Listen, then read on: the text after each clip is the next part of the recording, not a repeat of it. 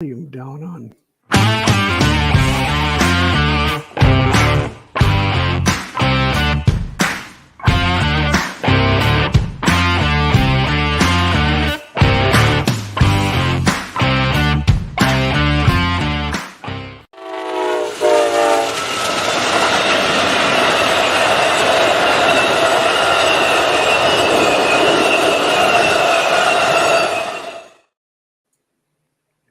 Good evening, everyone, and welcome back to the Second Section podcast.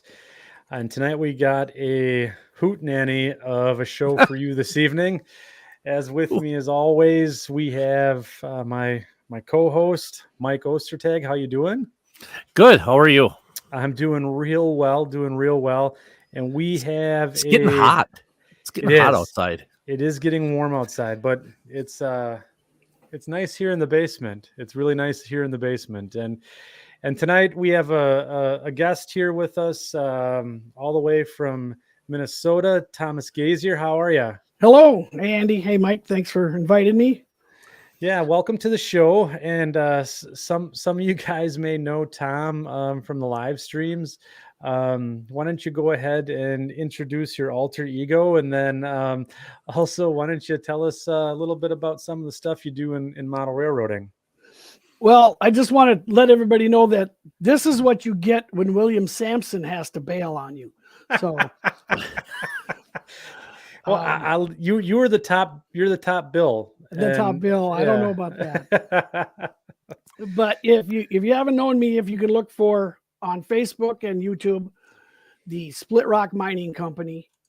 That's my current layout, HO scale, and it depicts an iron ore, a dedicated iron ore hauling system.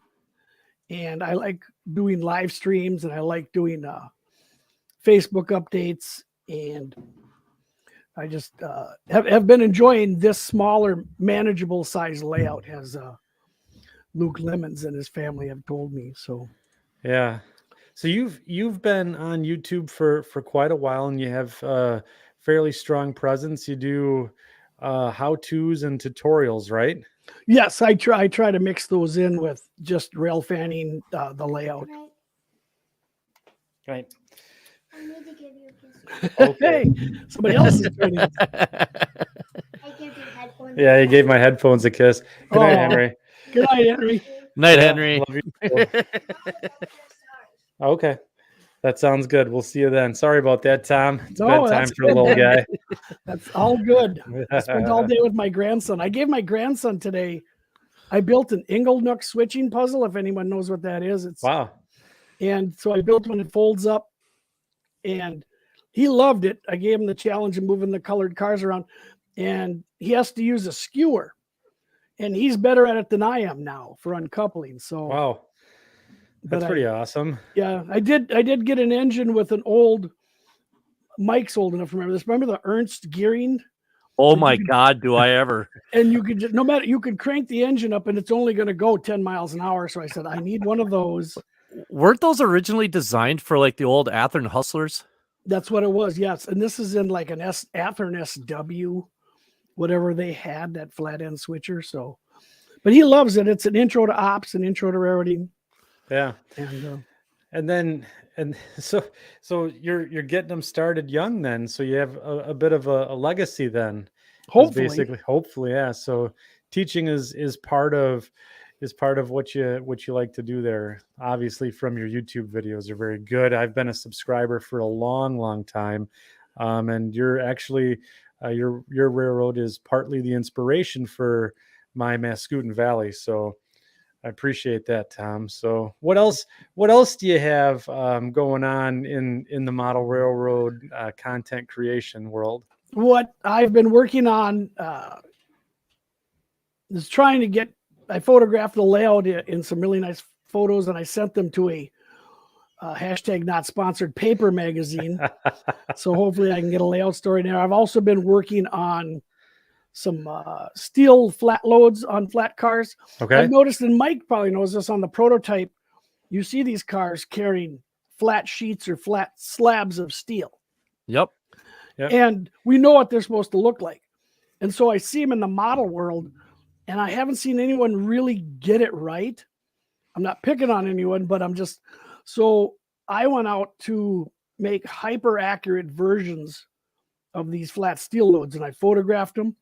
I photographed the stamping on them, the lettering on them, and I sent those away to make custom decals. I mixed up custom paint. I had my Cricut cutter cut styrene of 4 different thicknesses to size. And then I ordered from Proto Loads the correct J-bars. Mike probably knows what a J-bar is.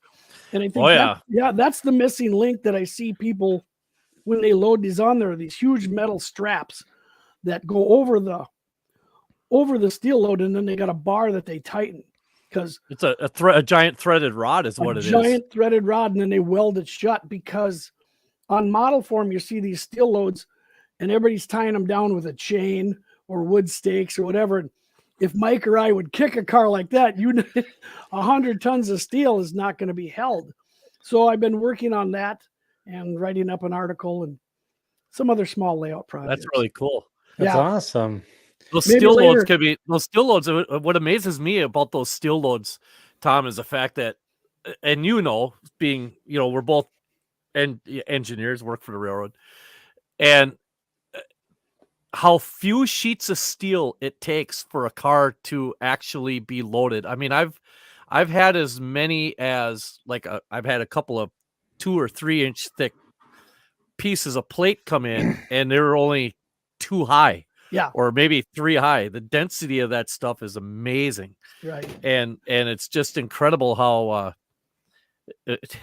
modelers tend to overdo it a little bit sometimes. What are you talking about? What are you talking about? Steel stacked all the way to the top of a bulkhead flat, So the photos I took of the heat stamping, and I looked at all of them, and there was you said multiple thicknesses. So I had PDC, Precision Design Corporation, not sponsored. Hashtag not sponsored. And he made up these custom decal sets that have, because if you look on them small enough, you'll see the width and the height. The width is always 8 feet, and then the length changes 10, 20, and 40 feet, and also the thickness. So I did that by doing 020, 030, 040, and 060 styrene. So on my load, you can actually see the difference. Now, did you go as far as to as insane as to create decals for the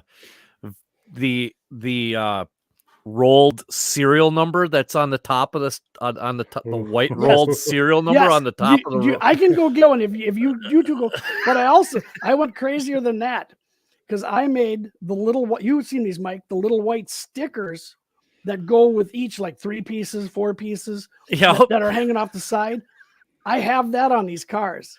You're nuts. So when you guys are doing your workbench, I'll sneak off and I'll bring that car in, or I'll post it on your Facebook page. Because I think we may have found the most clinically insane individual in the hobby right now. Yeah. Andy. Well, if you look at your screen right now, there's 2 other ones stacked up right next to him. So you're right. So I'm not 3D printing S-scale engine shells. So right. I don't know what you're talking about. So our listeners and viewers out there also may recognize your voice too, Tom. If we tune into the airwaves, you're part of something else too, aren't you? Yes. You hear my gruff voice on the Crossing Gate podcast, which is started by the Twin Cities division, Ken Zeska, an S-scaler. And I started this, and we've got our merry band of people who chat with us, and we're expanding it about every other Friday. This Friday will be episode 33 out. And it's a roundtable discussion of model railroading subjects. It's kind of like this: if we all sitting around a fire and had an adult beverage. That's what we try, and that's what our podcast is. And I love this podcast. There's so many model railroading podcasts out there to check out, and I hope you check out ours and leave a comment and download. Yes, I agree. So, Tom, the second, or excuse me, the hashtag not sponsored here for the Crossing Gate. It's a great podcast. I've put a link in the show description. So you guys can grab it. We also have it on our Facebook page. So if you're part of the Second Section Podcast Facebook page and you tune in that way from tonight's link that I put out there, I put that in the comments. So it's certainly worth a listen on all of, you can get it anywhere, can't you, Tom? Pretty much every site. We went through a company called Buzzsprout. They're it's the one we use. Very friendly to new podcasters. And then they put it out to the big Apple and Google, and Spotify and as many as you can search out there to the world, and hashtag model rarity. If somebody Googles up a podcast, hopefully they see Second Section and they see, Crossing Gate and things like that. Yeah.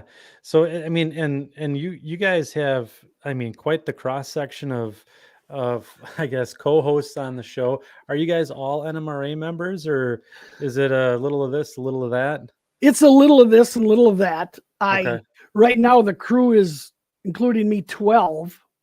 This show we just added Milt Spanton in, and with 12, when I put out the cowbell that who can record, I'll at least get 5 or so. Yeah. I actually don't want 12 on a podcast. That'd be chaos.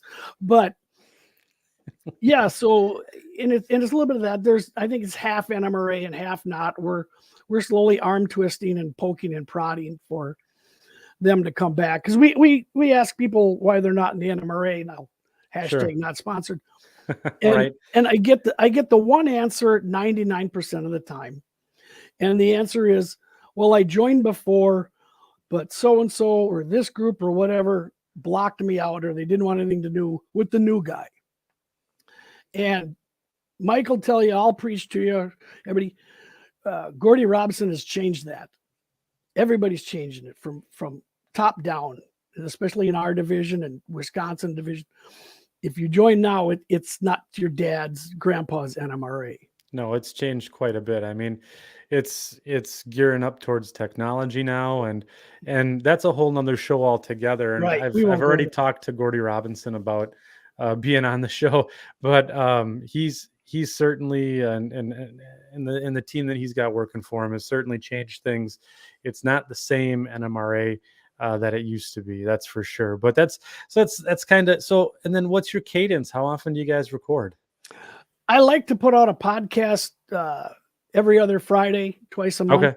Yeah, and twice a month. We record when we can. Then Mike knows off days on the railroad are rare. So when I know I've got one, I'll send out a letter to everybody and I'll check off who can go. And I'm like, okay, let's go at like in the evening after dinner, 7:00, and we'll chat for an hour, end the podcast, and then we'll chat for 2 hours like that, like old ladies. And that's where I get those sound bites you hear. Yeah, right. Always listen to the end of the Crossing Gate, because I just add the zingers at the end and we put them in the beginning. But it's kind of like every other show. Once you end it, it's the post show is. That's where the gold is in the post show when you're not recording. That's right. That's absolute gold is. Well, we're still recording, but they don't know it. They don't know. they sign that before they enter.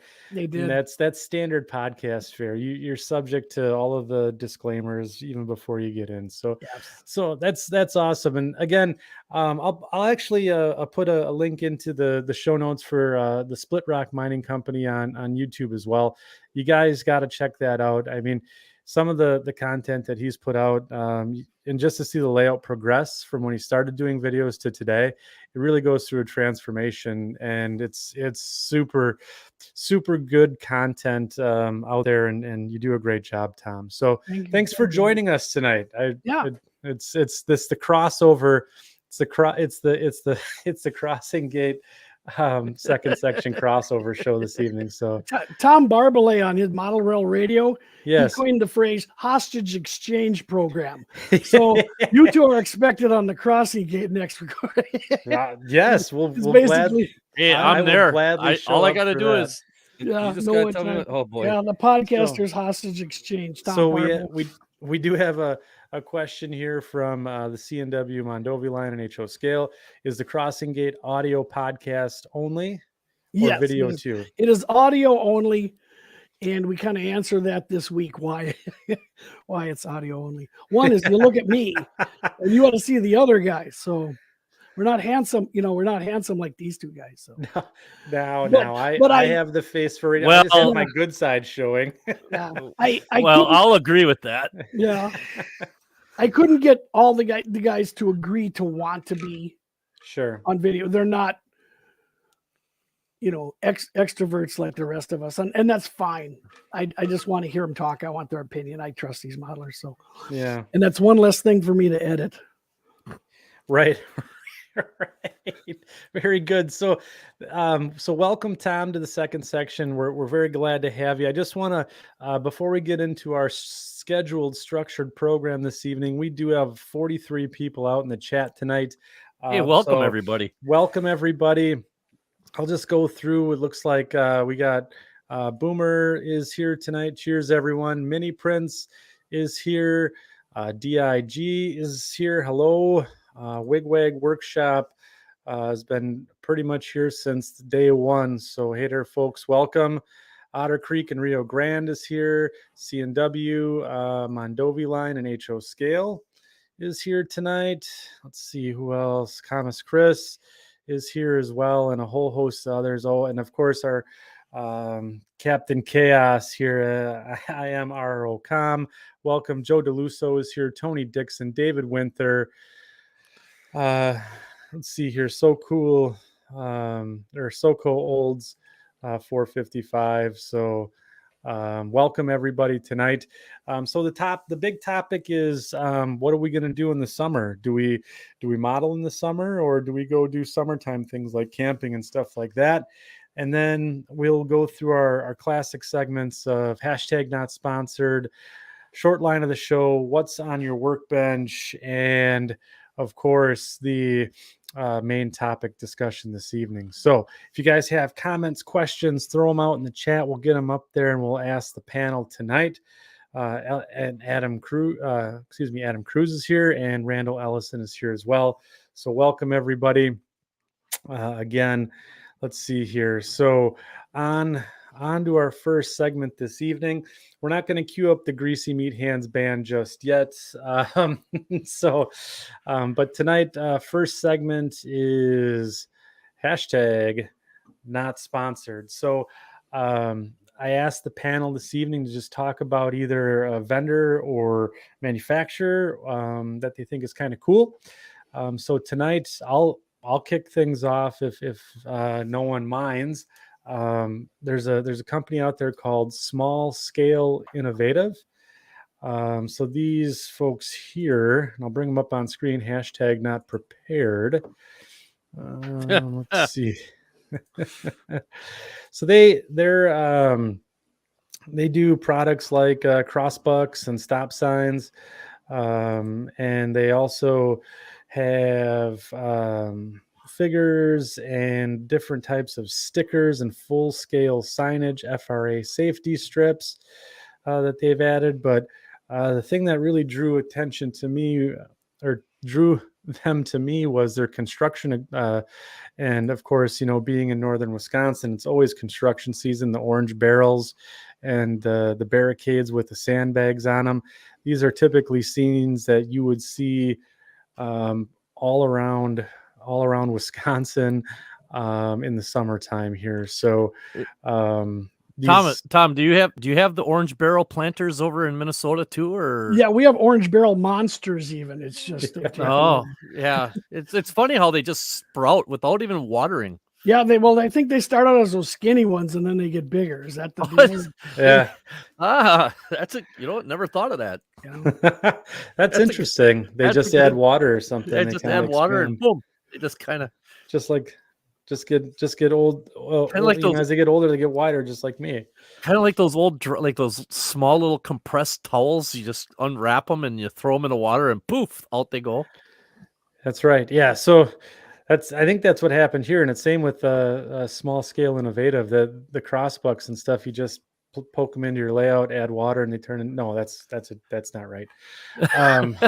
But they do have railroad specific stuff here. So like the Milwaukee Road crossbucks, the flanger, the flanger posts as well, but it's just different take on crossbucks. I'm going to be grabbing some of these for the Mascoutin Valley because we're going to have a little Milwaukee road flare on the layout. So just a cool little, I guess, company that produces a lot of neat little products that you can add to your model railroads. So yeah, that's what those flanger posts look like. Can you go back? Yeah, let's take a look at those flanger posts.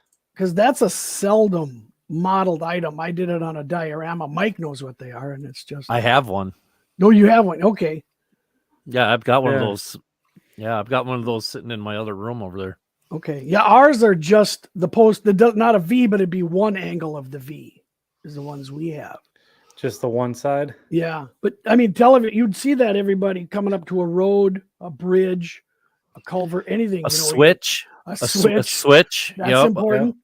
But yeah, they're ubiquitous. You know, Mike, and we see them along the right of way. Yeah, and they're all over the place. I mean, they're basically just for the snowplows during the wintertime and stuff like that to let them know when to like lift the plow and to do certain things so that they don't tear out, like Tom was saying, don't tear out a crossing or a bridge. Yeah, exactly. Because that makes a lot of noise when they do that. It does. Makes a mess. But if you think about even your layout, how many places where you have a road, a bridge, a tunnel, crossing a switch, and you would, how many of those would, that's a great detail, Andy. That's a good find. And they got some neat stickers and stuff out there too, because I mean, that's all the craze these days is stickers. You can get die cuts and vinyl, different stickers. So yeah, kind of some neat stuff here from Small Scale Innovative. I've been following them for a while, and it's kind of a cool little shop that gets those details that everyone kind of overlooks on your layout. So yeah, it's good stuff. Wow. Very, very cool. Very cool. Yeah. So anyone else got any things to show for hashtag not sponsored this evening? You got anything, Mike, or I can go? No, I actually, believe it or not, I actually don't. Okay. Except for the only thing I'm going to say is if you are in the S-scale community and you know who you are, Des Plaines Hobbies has found a little treasure trove of detail parts that have been a little bit out of stock lately. And so I snapped up, and one of the things that they've got back in stock, at least for the time being, are, where's my camera? It's probably going to be hard to see this, but GP7 handrails, brass stamped handrails for GP7s. Wow. And they have them for GP9s, GP7s, GP9s, and I believe they have the GP35 also. And from what I understand is they're back in stock, but possibly on a limited basis. So if you're in S-scale and you need handrails, go get them. Go get them now. Go get them, because if you don't, I'm gonna. And when do you get paid next month? Friday. You have until Friday. Let's get the card out. Get the card, charge it.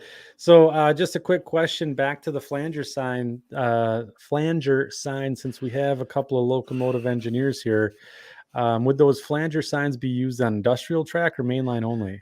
Mainline only as a rule, unless it's a railroad owned spur, right? Like, and that's even kind of hit and miss, I think. Whether or not, if it was a former main line and now it's just a spur track, the signs might still be there. Yeah.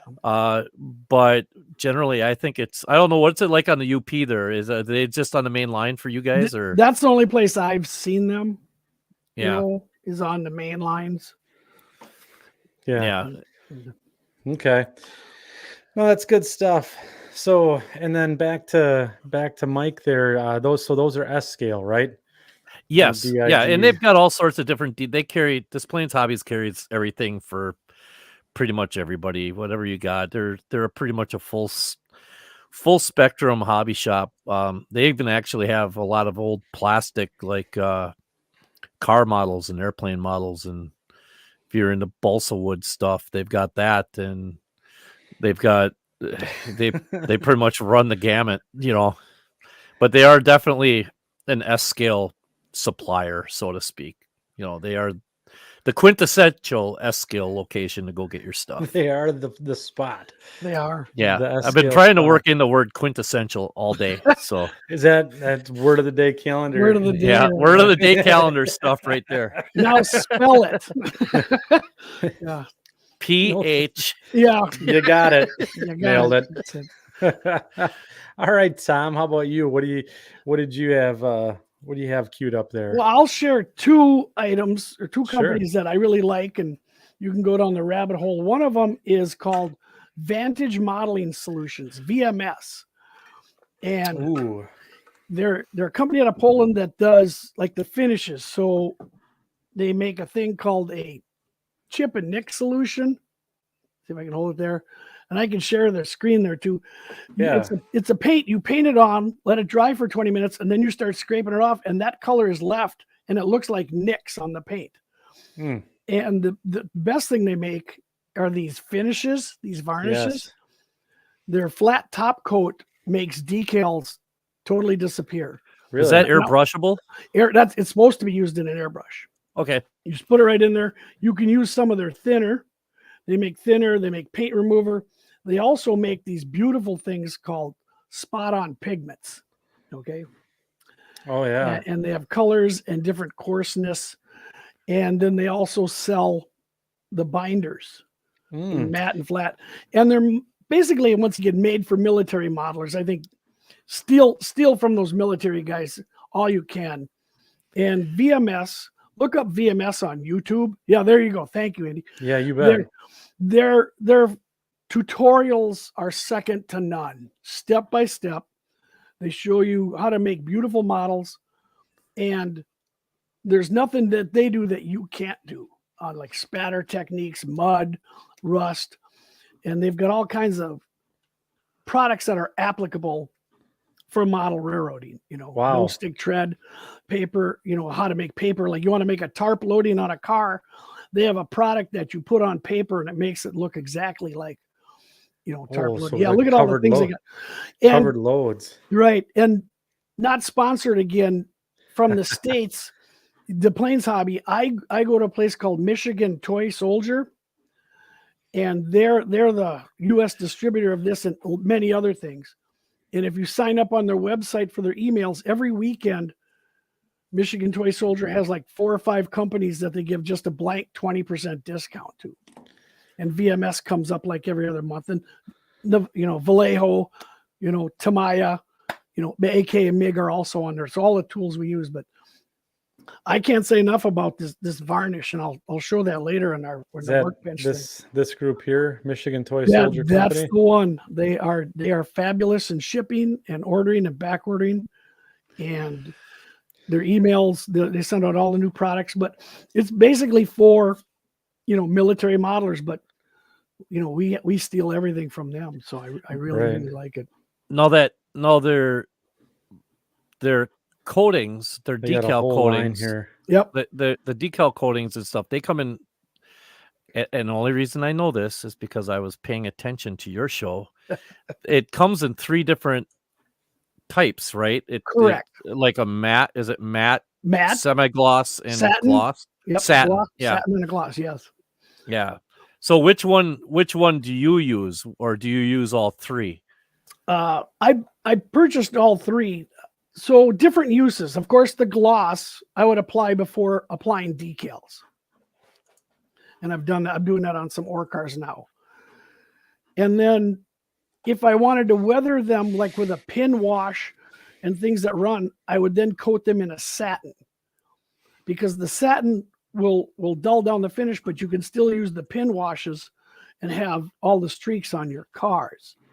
And then when it gives it a little tooth for things to grab onto, absolutely, right? Absolutely. And then when it's all done, I use the matte, and it absolutely makes decals disappear. I've shown some ore cars with old Champ decals on them. Wow. So like William Sampson and stuff. And he's like, so I had to give him a bottle. I think I bought 5 bottles and gave 4 away. Joe Binish and everything. Like, try this stuff.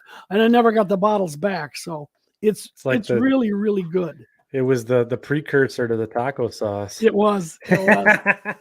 He got me to buy all the taco sauce, and now I'm sicking the Vantage on him. So yeah, I recommend them. I recommend just go to their YouTube site and watch how they apply the pigments is just fabulous. I use that in gondolas and the ends of freight cars and stuff. And so I've seen many armor modelers use VMS stuff, and I've never been able to find it here in the States. So thank you. Oh yeah. That was my thing. I had to hunt them down. I'm like, well, I don't want to pay postage from England. So yeah, Andy. Yeah. Michigan Toy Soldier, wonderful hobby shop. Yep. So Tony Dixon asked, can the links for all of these be added to the Facebook? Tony, yes, we'll add the links. I'll add them to the show notes here, and then I will I'm writing some notes down. I got the old notebook out tonight. So we'll get the Michigan Toy Soldier VMS links. We'll get those all down. I've added them to the chat here tonight as well, so that you guys can go out and get the VMS goodies and the small scale innovative as well. Right. I got one more, but I see William's here, so you guys probably want to kick me out, no? Or can I stay? No, I think we're good. You're doing awesome. Well, William, I said this is what you get when you can't show up. So one more tool I'll tell you guys about a company, and I'm sorry I'm costing you guys money. No, that's fine. This is from Czechoslovakia. I'm kind of going Eastern European here. CMKkits.com, www. And they make these little saws.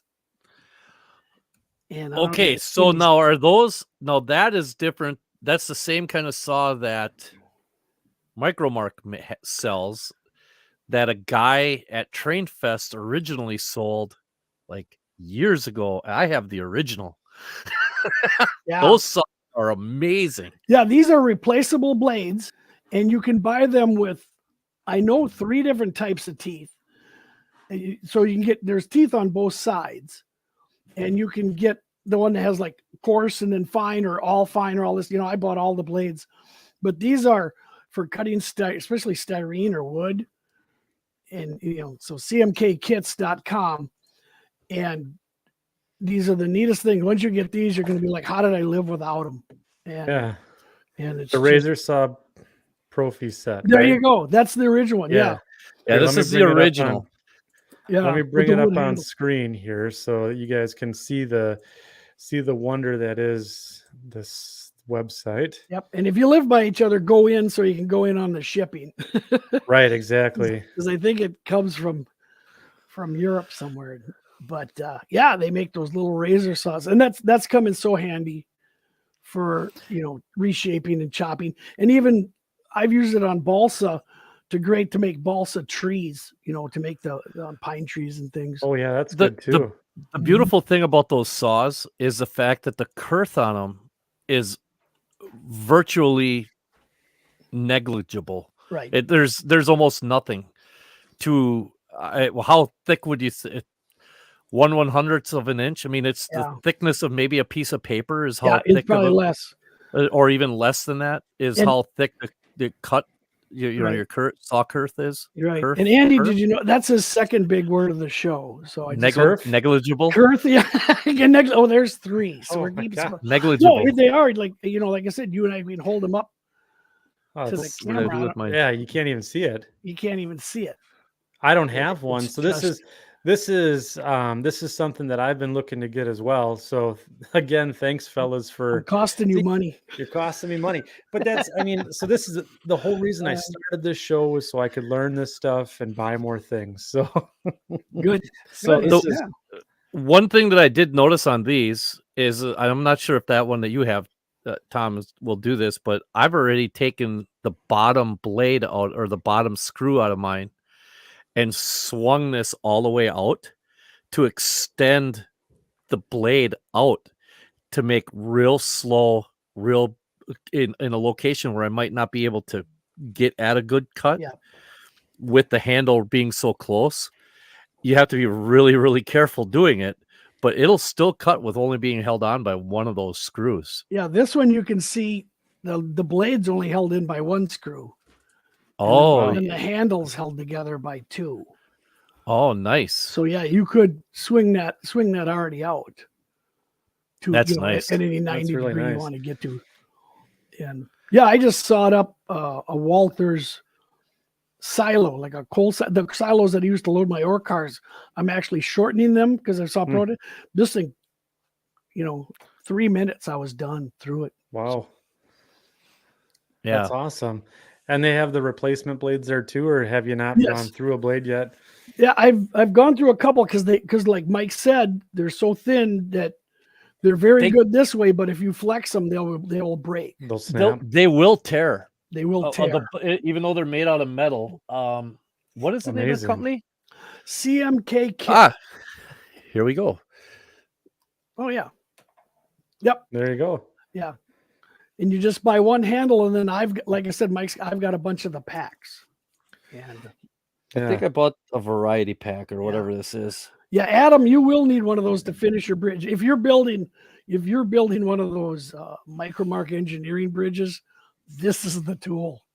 Yeah, if you think of the Zona or the what was the other thing, the Zona or X-Acto saw. Well, X-Acto saw. Yeah.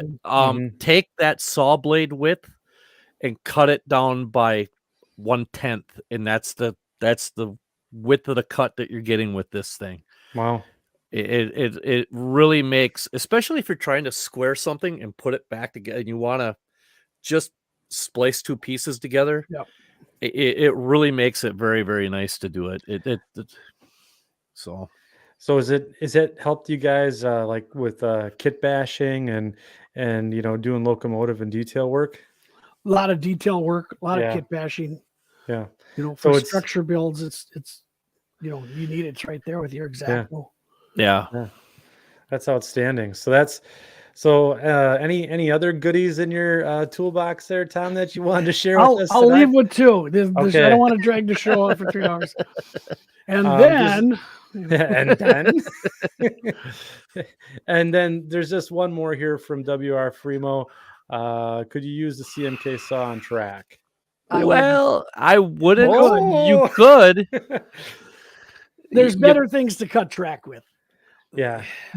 I have one more if you want to know how to cut track, but I'll actually, you know what? Let's hold on to that. Yeah. And we'll plug you show it in one of your videos, don't you, Tom? Yeah, those Deco thins. Yeah, the Deco thins. So why don't you go back through Tom's or Split Rock's YouTube library, and he shows and demos a product which I've bought because of him to use to cut track. And it's a beautiful little rotary tool accessory that I'll never go back. You'll never go back once you have these things. And it's like, wow. And it just cuts track like butter. So very good. That was outstanding. Thanks, Tom and Mike for the hashtag not sponsored indulgence tonight. Your checks are in the mail. You mean we're getting paid? Yeah, we are. So we're going to take a quick break. We're going to send it over to the Greasy Meat Hands band here. So what happened to the band? What happened to the band? They didn't get paid. The band gets...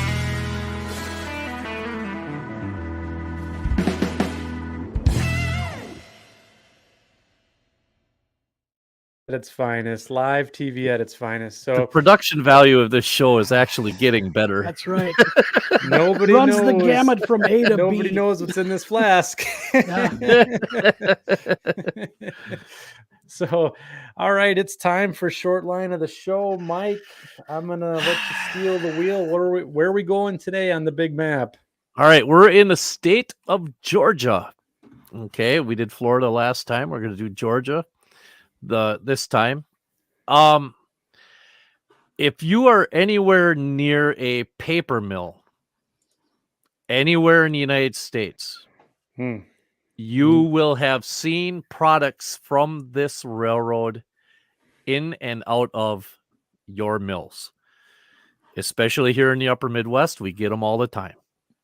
And that railroad is doggone it, I did it again. Hold on. Hold on. Hold Yeah, on. so I gotta do it this 455 way. is right. Hashtag not Not prepared. All right, you ready? I got you up, Mike. The Sandersville Railroad. Sandersville. Out of Sandersville, Georgia. This railroad is all of 9 miles long, but it is chock full of industries, and not just little ones.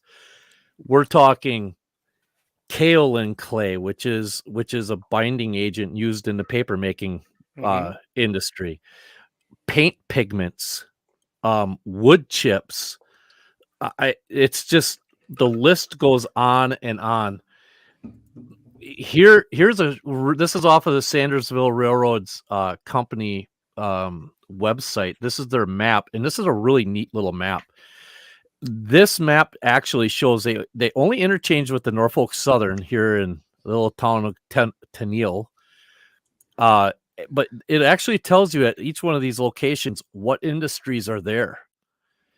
And as you can see, cool, it kind of it's a really cool map, right? Yeah. So here you have like a little branch, and this branch is maybe a mile or two long, if even. And it has this Emery's Pigments does a lot of paint pigments. As a matter of fact, I actually have, these are some of the minerals that Emery's deals with. Carbon black. I mean, this is off of Emery's website. Special cars to haul that, right?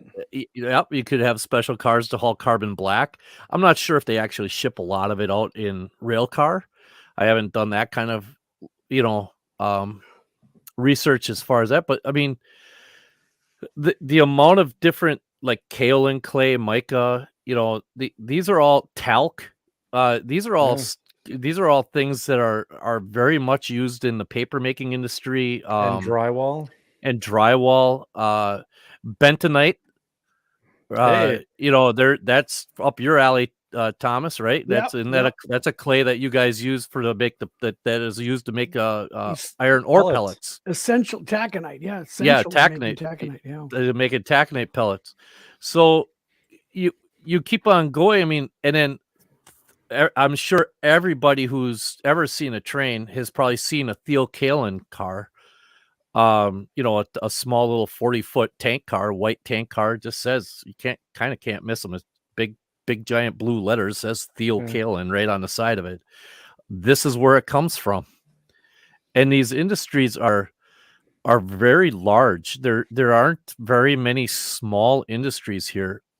This melt blown, this is a really neat industry. They make spill absorbing pads, and it's served by rail. Absorbing pads? Yeah. So like if you go and Thomas knows, like if you have a spill of like say they spill diesel fuel and you get these big pads, they're like, I don't know, maybe 2 foot by 2 foot square pads. They basically it's like a giant diaper is what it is. You throw it down on the ground and it sucks up the liquid that's hasn't absorbed into the ground, and you just pick it up and put it in a bio bag and off it goes.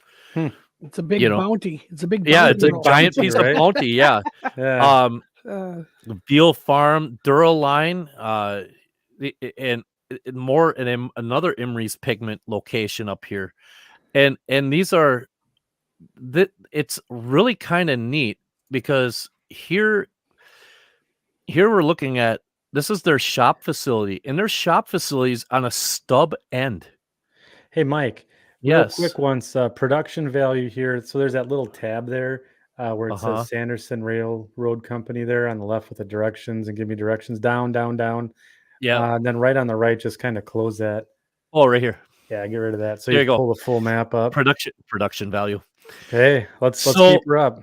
So this is their headquarters right here, and it's when you're thinking of a railroad, you're thinking headquarters. It's even short line railroads. It's someplace on a main line type thing. Not these guys. This is off on some stub track off on one of these little branches, and this is their entire facility. Now, the one thing that's really neat about this railroad, and I'll get into it when we start talking about the equipment, is they run with a couple of slugs. They've got one they're both right here. They only have the two. This was from an old RS3, I believe. Yeah. And this is from an SW1200. Sure. So it's just the cool thing about this railroad is the fact that it will allow you, even if you're a beginner modeler, you can try your hand at kit bashing one of these slugs because it's just they're just square. So let me ask you this, Mike. So for the beginning modeler that's just getting into model railroading or railroading in general, what is a slug? Okay, this is what one of them looks like. Yeah, that queued up. Yeah. Yeah. So a slug is essentially an extension of the power, the trucks that are on the locomotive. So it's just another locomotive with traction motors with no engine, but it's powered from the original locomotive. So like here, the switch engine here, it has cabling in it that connects the slug to it, and then all the main generator on the switch engine powers these 4 traction motors as well as the 4 on the switch engine. Basically, the slug makes this 4-axle switch engine into an 8-axle switch engine. And now what's the benefit there, right? So we're displacing power to this non-powered unit just for the traction motors. You're getting tractive effort without all the moving parts. So basically, you don't have any of the maintenance that you would have with an engine with another prime mover. You're getting all of the same tractive effort or similar tractive effort because these are weighted to match the other engines. So this isn't like it's super light. These things are weighted to actually perform like a regular switch engine would if it had a motor in it. It just doesn't have a motor on it. It's just powered from something else. So you're just feeding off the generator, which is the diesel engine, in the back in the other unit there. Right. And I'm wrong on this. This was a U25B. You're slipping. No, this was a U25B. Now that I remember it. But look at this. Look at how squared off this is. A very easy project. Very, very easy project. No fuel tank, everything underneath. There's no reason to have a fuel tank. Well, you could even do if you're looking at, you could scratch build that quite easily. Oh, absolutely. You could definitely scratch build a slug. Yeah, I mean, I'm surprised the Split Rock Mining Company doesn't use slugs. I mean, to be honest with you. Hey, give us some time. Give us some time. Give us some time. But Mike might say, like, the slug, why slugs are about, this is what because the switch engine it's tied to can produce more electricity than what its own traction motors can take. That's why it's allowed to distribute it to the slug. And then the top portion, like Mike said, it's all concrete, but you see louvers. I'm thinking, Mike, those are for the traction motor vents. Yeah, those are probably it's probably air intakes for the blower motors, because they still have blower motors for the traction motors on them. Okay. And and believe it or not, if you are a locomotive engineer and you are operating with a slug, there is a daily card on the inside of each one of these, and it must be dailied the same way as you would your regular engine. Yep. Yeah, I've learned that the hard way. So, but it's a very sharp railroad. We're gonna go back to the map here. Yeah. So Joe DeLusso has a question there. What's the building above the engine house, or is that an actual engine house? And the bigger car is the bigger building is the car shop? This right here is the engine house, and I can only imagine this was probably a car shop of some sort. It kind of looks like it. Yeah, It is a bunch of wheels here, and they have their own covered hoppers. They have wood chip cars and box cars, and that's all that they have. So for equipment, everything else that they get online, all their tank cars and stuff, are all owned by other, private industries. Here's this melt blown location. How neat of an industry are these? It's just an open lot. And I remember, when we were talking with, a couple of the last handful of guys we've talked with, a negative space has always been something that's been talked about. And Tom Klamoski and William Sampson and Tom. I know that is something that you guys had just talked about a little bit on your last podcast. Is negative space. I think you guys called it zero space or something like that. We call it editing. What can you edit out of your layout? Yeah, editing. That's a good. Yeah. So right here, you could actually get away with making this without even modeling this building.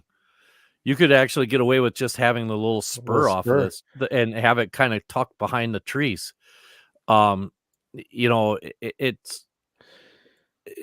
so many things that you could do. It gets a little hairy down here. This is their yard, or part of their yard. This is a transload facility. And they only have so their yard, it looks like it only holds like 5-6 cars per stub end, right? So you don't have to have a monster yard. This is in their transload facility right here. Their yard is right here on the right of that. It's actually kind of long, but there's only 4 or 5 tracks. And that's where it interchanges with the Norfolk and Southern there. Is that we're not there yet. No. Oh man, I'm getting confused. Yeah, so we're heading confused. south actually. #confused. So this is like a wood. Weather everything with a bottle of talcum powder too. So What's funny? It's funny you say that. Everything is white on this railroad. Here's a wood chipping plant, and it's just how neat is that? That would be cool to model. That would be. Look at that. That would be cool. And these aren't tiny little, those are huge 8-foot long logs. These are whole trees. Oh my gosh! And they're putting them in there, and then a chip loader, and these are just wood chip cars. It's just it's super neat. The whole railroad is just kind of cool. This is really fascinating. It has and it's the main flaw that modeling, and the most difficult thing modeling this railroad would be, is everything branches to one side or the other. So there isn't anything that is necessary. There isn't a lot, I should say. There isn't a lot that is actually just parallel with the main line. Everything kind of juts off to the main a little distance. This is the interchange right here with the Norfolk Southern. Sure. But if you had the main line like next to the aisle, you went around the walls, and then the industries could just keep peeling off. Yeah. You could have like what thing you could do is have a series of like drop leaf type deals. Yeah. Where you during a session you bring them out, and they you stand them up and you set them up so that way they're and at the end of the session you just drop them back down and they disappear. Yeah, mini peninsulas. Mini peninsulas, mini peninsulas, like almost like a Lance Mindheim type layout, or who is the fella James McNabb that did the Iowa Interstate, right? Right. Yeah. That would be a classic example of what you could do with this railroad. Now, right here, this is an interesting branch line because it goes all the way to nothing. It literally travels. Is it not like a storage track, or there's stuff? It ends right here, and that's all the farther it goes. And there's just a handful of cars stored in here, and there's really nothing else going on. So the rest of it I'm trying to find the theokalin plant. It's the theokalin plant is. Oh, there we are. This thing is white. look at the It's size. covered in white. It's covered in white. Yeah. Yeah. This thing is massive. I mean, it's acres big. Yeah, it's an enormous industry. That's a whole layout right there. Half of this, one Yeah. portion of this would be a whole layout. Right. So how you would model this and do it justice, boy, I tell you, it would be pretty tough. This would actually be one of those things where this would be kind of neat if you had a separate room where the layout was going around, kind of like what you have, Andy, where you have your main layout area and then you have that room. This could be in that room. Right. Yeah. And that would be, and then the rest comes back out to the rest of the layout. You'd almost have to, but what an amazing layout, or railroad. Yeah, it's fantastic. Can we look at some of the equipment again, Mike? Yeah, absolutely. Just to kind of give the folks the picture at home here. So the locomotives here, for those that'll tune into the audio, the locomotives are, what are they? White, gray? They're white with red lettering and red trim, basically. So the hoods and the cab are all white. Yep. And then there's the word Sanderville in red, and then red number, basically. And then yellow handrails, if I'm not mistaken, by the picture. Yeah, and this is the oldest diesel I could find that they had. An old Fairbanks Morris H1244. It's a Walther's kit right there. Right. Or Walther's locomotive, right? Yeah, I mean, they had a SW1200. I don't believe they use this locomotive or have it anymore. One of the neat things about this engine is it's got flexicoil trucks on it and the bigger fuel tank, and then full length handrails. So, it really, this was designed to be out on the road, traveling a distance to get the things. This wasn't just for thumping around in a yard. And here's a little better picture of it. Kind of neat. It's got class lights on it. Yeah, on the front. Very clean looking. Very, very clean looking for a railroad. I guess maybe it's like almost a off-white type of color. Ditch At least lights. This one looks like they take pride in their little railroad. Believe it or not, it's kind of a mom and pop thing. Okay. It's one of the few little railroads in Georgia that has avoided becoming gobbled up by one of the big conglomerates, like Patriot Rail or Genesee and Wyoming owns most of them in this state. Right. It's just, but I mean, they're just kind of neat. Here's SW1500. Some neat details on this. It's got a little a Stratolite beacon on it.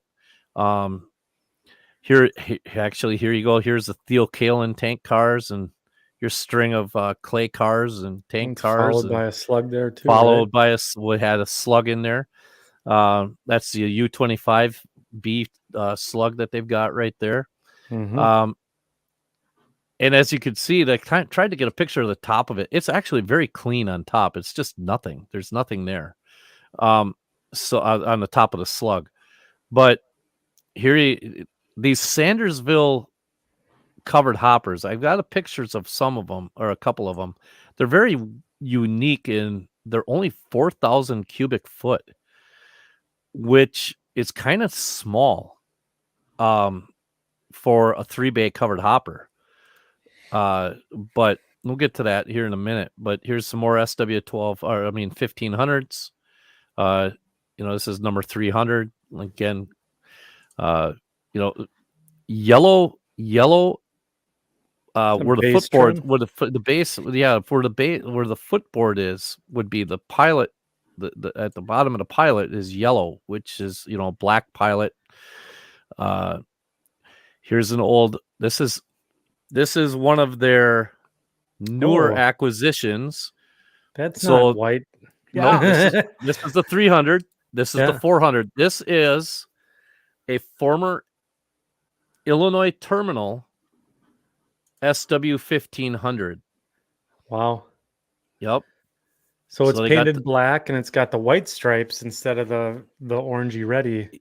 They never painted it anything. They just took the Norfolk Southern lettering off of it and put Sandersville white on the whole thing. Mm-hmm. Yep. Very, very, very cool. Now, if you notice, this is pre-ditch light too. So here's another. I believe they've renumbered their locomotives. So this was the 100. Now it's the 1100. It's an easy patch. Yeah, this is an MP15 DC instead of an SW 1500. Same thing. I believe they got this from Norfolk Southern. In the black and white. In the black and a white. Here's a slug, the SW 1200 slug. It's got lights on the top of the hood there.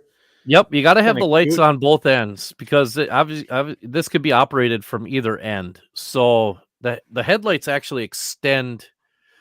So if the engineer were to turn the headlights on the back of this locomotive, the headlight would actually come on the back of the slug, on the leading end of the slug instead. So there's the other slug. Here's one of their box cars. This is the only style box car that they have. Now, manufacturers make a lot of Sandersville rolling stock, don't they? I think they might. Yeah, I've seen them on a handful of model railroads out there. Covered hoppers and box cars. I think I've seen. Yeah. I'd forget who actually produces them, but I would bet $1 that a couple companies made them at some point in time. So that's pretty safe bet. What's neat is that was a cushion car. If you go back, Mike, I don't want to technology, but I think it says, is that cushion car? Yep. Yes, and I'm like, what would they carry? That must be like bags of something. You know, I'm looking at all their products are minerals. What would they need? So maybe that's the bagged up clay or something. Or look at the bottom. If you look at the bottom of the door opening, underneath where the door opening is, it's all white, where you can see where stuff would have spilled out. Okay. So I would imagine, like bagged clays. That would probably go to the do-it-yourself centers. Yeah, or something like that, or like bags of calcium carbonate, maybe. Okay. Or things of that nature. Yeah, I mean, they have here's one of there's it's only 4,000 cubic foot, but how it looks almost like a bigger version of a PS2. Yes. Yeah. Or a 3-bay PS1, I should say. Like a bigger version of a 3-bay PS1. It's just, they're really neat little covered hoppers. Yeah. Bentonite clay is one of the denser clays. That's almost the clay that they use for pottery and everything. It's real heavy. Yeah. And real wet. So they can't have the big cars. They're going to have 100 tons, in that. What's that, about a 45-foot car, 50-foot car? Even? This one. I'll bet you it's, if it's 50 foot, it's not 50. I bet. No, I wouldn't imagine. But it was built by Pullman Standard because it's got the telltale little weep hole notches on the bottom, and that's a Pullman Standard. It's like a baby 4750. Yeah. So, and then check out the size of these wood chip cars. Yeah. Good Lord. Bay? 6 bays. Wow. I mean, these things are enormous. I know the Southern Railroad had a lot of these. But just very much a paper industry supply chain type of railroad. Just what a cool thing. And it's been around for a long, long time. Yeah. It says here that it was originally operated from the Tennille, Georgia to Sandersville, Georgia, and chartered in 1893. Wow, it's been around. It was a subsidiary of the Central Georgia Railroad. Wow. And it became private in, I don't know what year, but there's a and if you read up on it, it's a private railroad owned by a family, and it is an amazing little railroad. And Tom Holly says they're family owned, very friendly. Oh, nice. Yeah. And that is your short line of the show, the Sandersville Railroad. Wow, that was a nonstop thrill ride about Clay. That was really good, Mike. That was really good. You now know everything you never wanted to know about Clay. But it's interesting, the contrast, if you model that, like bringing it back to model railroading. You have these white engines, these white cars, and then you have that beautiful Georgia pines. Yes. You know, you have that greenery around you and those skies. And the contrast would make a layout really stand out. And the thing is that I was taken by on that whole thing is how clean for having a railroad that deals with such a messy product, right, like that, like kaolin clay and the powders and stuff. Yeah, there's a lot of white around, but the railroad itself was very clean. It wasn't like have a snail trail of white all over the place, you know. So yeah, and I mean, you even looked at that engine facility. It was tidy and organized. There wasn't, the giant blob of oil spills everywhere. It seemed like it was like they took care of it. Yeah. So that's great segment, Mike. I always enjoy the short line of the show. Good pick tonight. So Georgia, guess where we get to go tomorrow, next year, or next podcast? Where are we going? Hawaii? We're going to go to Hawaii. We'll have to channel our friend of the podcast, Neil Erickson, to help us out with some Hawaiian railroad topics here. So they did have a couple of railroads. They did have a couple of railroads at one time. Were they bridge routes, Mike? Is that what... Can you imagine? Very good. So, well, we're through not sponsored short line of the show. So we're going to take another break here. We'll kick it over to the Greasy Meat Hands Band and cue up our next segment.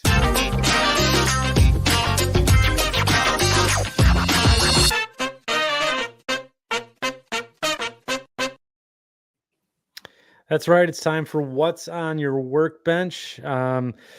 So we've posted out into the Facebook group again what was on our workbench. I showed a picture. Actually, my podcast stand is my workbench. I have a mobile workbench, and I had to clean it off tonight so I could get the computer and the camera and all that set up. So it was a little cathartic pulling everything off the bench.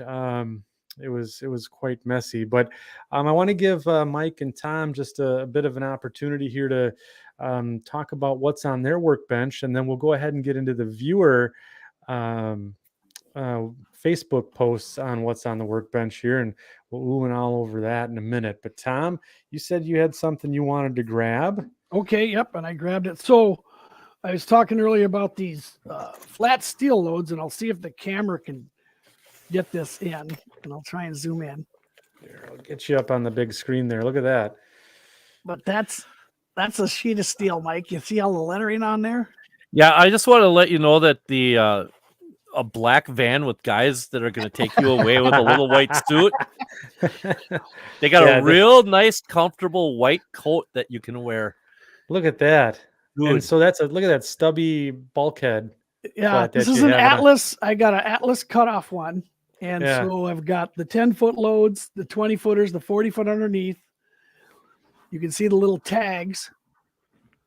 And look at the the J bars, which I still have to weather, but I painted them up. And I've got a couple different shapes. And of course, Exact Rail, I had to get one of their beautiful flats here. This is the one I'm currently working on. And I painted the J bars rust. Oh, that's beautiful. I got to do the top. Now the J bars, you need to get one and make one, an oversized one that goes out to the side, so you have those goofy angles on them. That looks really good. You see, I even had Bill make the decal. This is last bundle. Jeez, there you go. Lord. And this is that VMS varnish. You can't even see it. You There's no can't tell film. that's a decal. You know, There's no film there. there is no film there. And then I've got one exact real regular flat. So I'm making 3 of these, and hopefully a nice little article for some guy named Otto. But so you're making an article for Otto. Okay. yeah. We won't say last name rhymes with. And there's William making jokes about a gondola. Yeah, I had somebody tell me that because I have a regular flat, Mike, and somebody told me on another social media platform that they'd never haul steel on a flat car. Oh, really? Yeah. And I said, yeah, true. What would I know? So right, you've never been around a railroad. So I was just guessing. But that's on my workbench and some other little things. But I thought I'd share that with you because that's kind of cool project I'm trying to end up with. So that is some very good modeling, Tom. Thank you. Those loads look just like what come.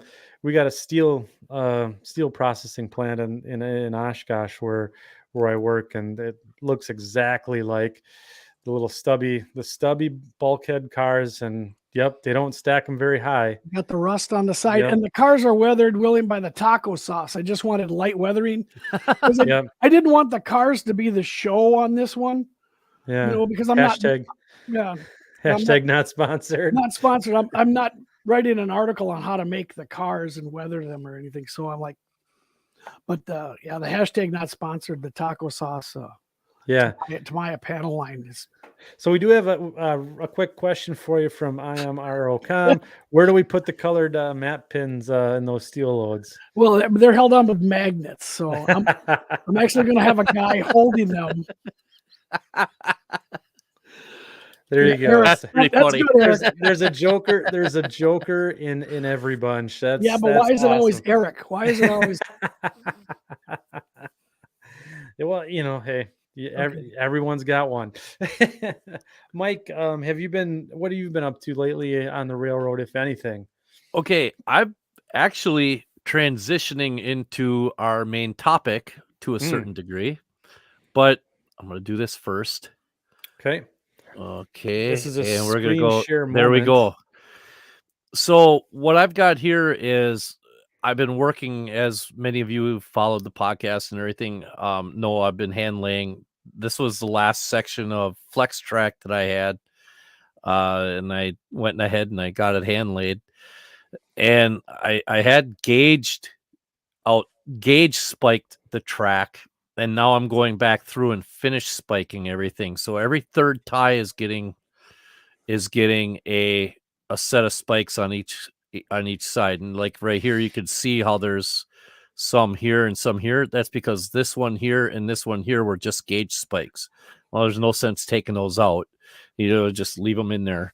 They're not going to hurt anything. So, so that's what I've been doing. But one of the things that I did is I started one day, I'm like, well, I don't feel like spiking anymore, but I really should get a little more organized down here. So what I did is something that they actually do in the real world is I laid out my spikes in the locations where I want to put them.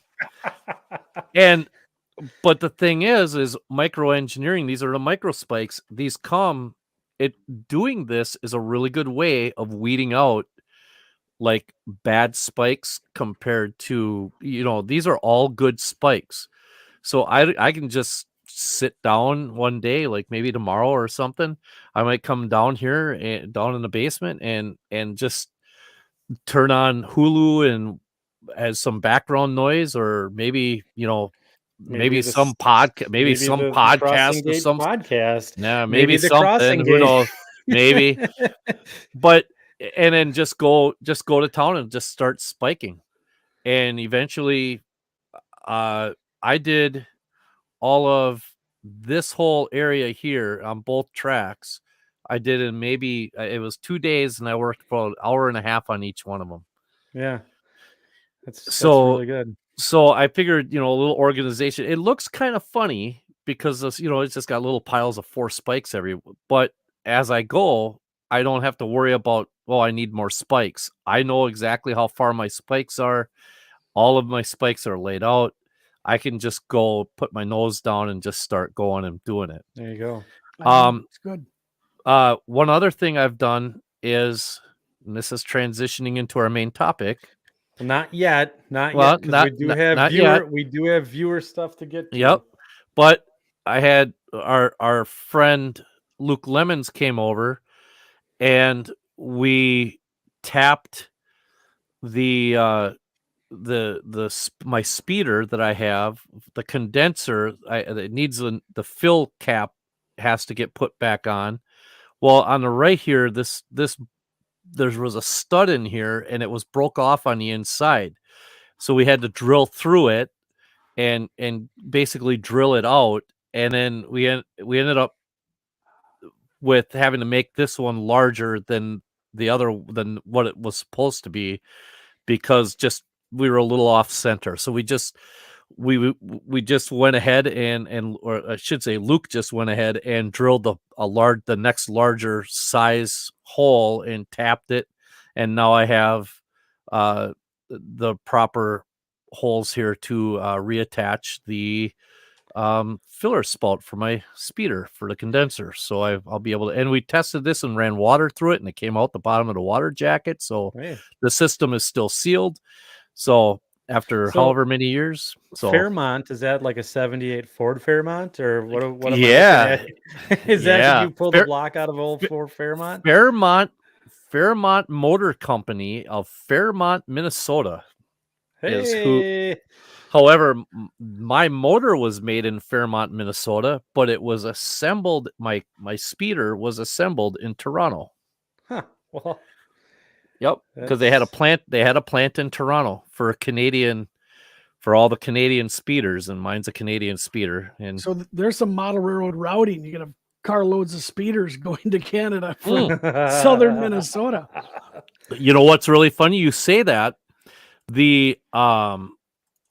I actually have the billing for my specific motor that shows going from Fairmont, Minnesota on the Milwaukee Road. Oh, nice. To Chicago and transferring to the Grand Trunk, going over to Canada. That's just cool. Just the motor. hey, Mike, when you were showing your hand laid track. Yeah. You had those gauges. Were those micro mark gauges? Because it looked like they had a handle on them. No, actually. Oh, that's a good point. Good point. Thank you for saying that. I'm a track guy, so I want to see this. All right. Hold on a minute. This is high production stuff here. Hold on. We got Mike on the big screen too, so it's just gonna jam them all up. There we go. These things right here. These track gauges are actually from I'm writing it down. They're from Fast Tracks. Oh, okay. Those are theirs. Okay. Yep, these are Fast Tracks, and they're actually milled. Now these are actually. How do I? Oh, I can. I can there zoom. You go. Hey, look at that. Look at that. Okay. These are actually for code 70 and code 83 track. Oh, one will do both. One will do both. Yes. Oh, okay. Yeah. No, and I believe he'll make these in different sizes, but I got them with the brass handles. I believe you can get them with or without, but I just kind of thought that they'd be easier to find having the handles on them. Oh yeah, yeah. My ones are too tiny. So yeah. So the way I have these so that they're both on the same side, but typically when I'm actually spiking track down, I have one way and one the other. So I always have two of the arms are always on one rail, if that makes sense. No, that's what I do. That's what everyone does. Yeah, so that way you're actually kind of getting more of a fluid, smooth, result out of everything. So on the curves, you do it that way, right? Or straight track too. Yeah, and what I did for my curves. Well, you always have 3 points of contact then. Yeah, you always have 3 points of contact, and what I did with my curves is I actually took some 30-inch radius, the 30-inch radius guides, I guess you want to say, or templates, and I spiked one track at the 30-inch radius on the outside the outside rail, I spiked to the 30-inch, and then I started coming back behind it with this rail was basically straight. So what I ended up doing is I ran each one of the rails. I actually ran through, and I don't know if I can. No, I don't have a picture. It's not in the picture on either one. But my friend Mike Wachowski lent me his fret bender for how they bend frets for his guitar. So that works out great for bending rail. So I just ran it through, made a slight took basically a lot of the tension off of it and pre-stressed it into a curved pattern, and then just started laying the track. And it so far so good. With the humidity changes and the moisture changes and the temperature changes, haven't had any kinking or any like deforming of the track or anything like that. And I think with hand laying you typically can avoid a lot of that because I think you have a little bit more forgiveness in that area. Whereas like the flex track up here, as you can see, the flex track there, everything is so tight. The tolerances are so tight, but yep. There you go. Nice. That's what I've been working on. So I have something to share as well. So I am making my first boomer tree. It's turned out to be, I'm at the point where I got to paint it yet, but it's a little furry right now. The trunk's got to get wet down, I think, with some paint. But yeah, so this is something I always wanted to try. And I turned on his YouTube channel and kind of gave me some inspiration. And now we're starting to build pine trees for the scene that I have back here on this branch line. What did you say, Tom? One of these days, one down, 5,000 to go. Yeah, that's right. But I like you're building them to that size. That was I do too. One of my gripes was the 4-inch tree. Yeah. I've got an 80-foot tree in my yard. I'm like, the pine trees in northern Wisconsin are right. No, that's awesome. Yeah. So essentially, what I did is for the trunk, I'm using a bamboo skewer, and then I just go ahead and measure it with my scale rule. This one's 83 feet or something like that. I've got a couple back here.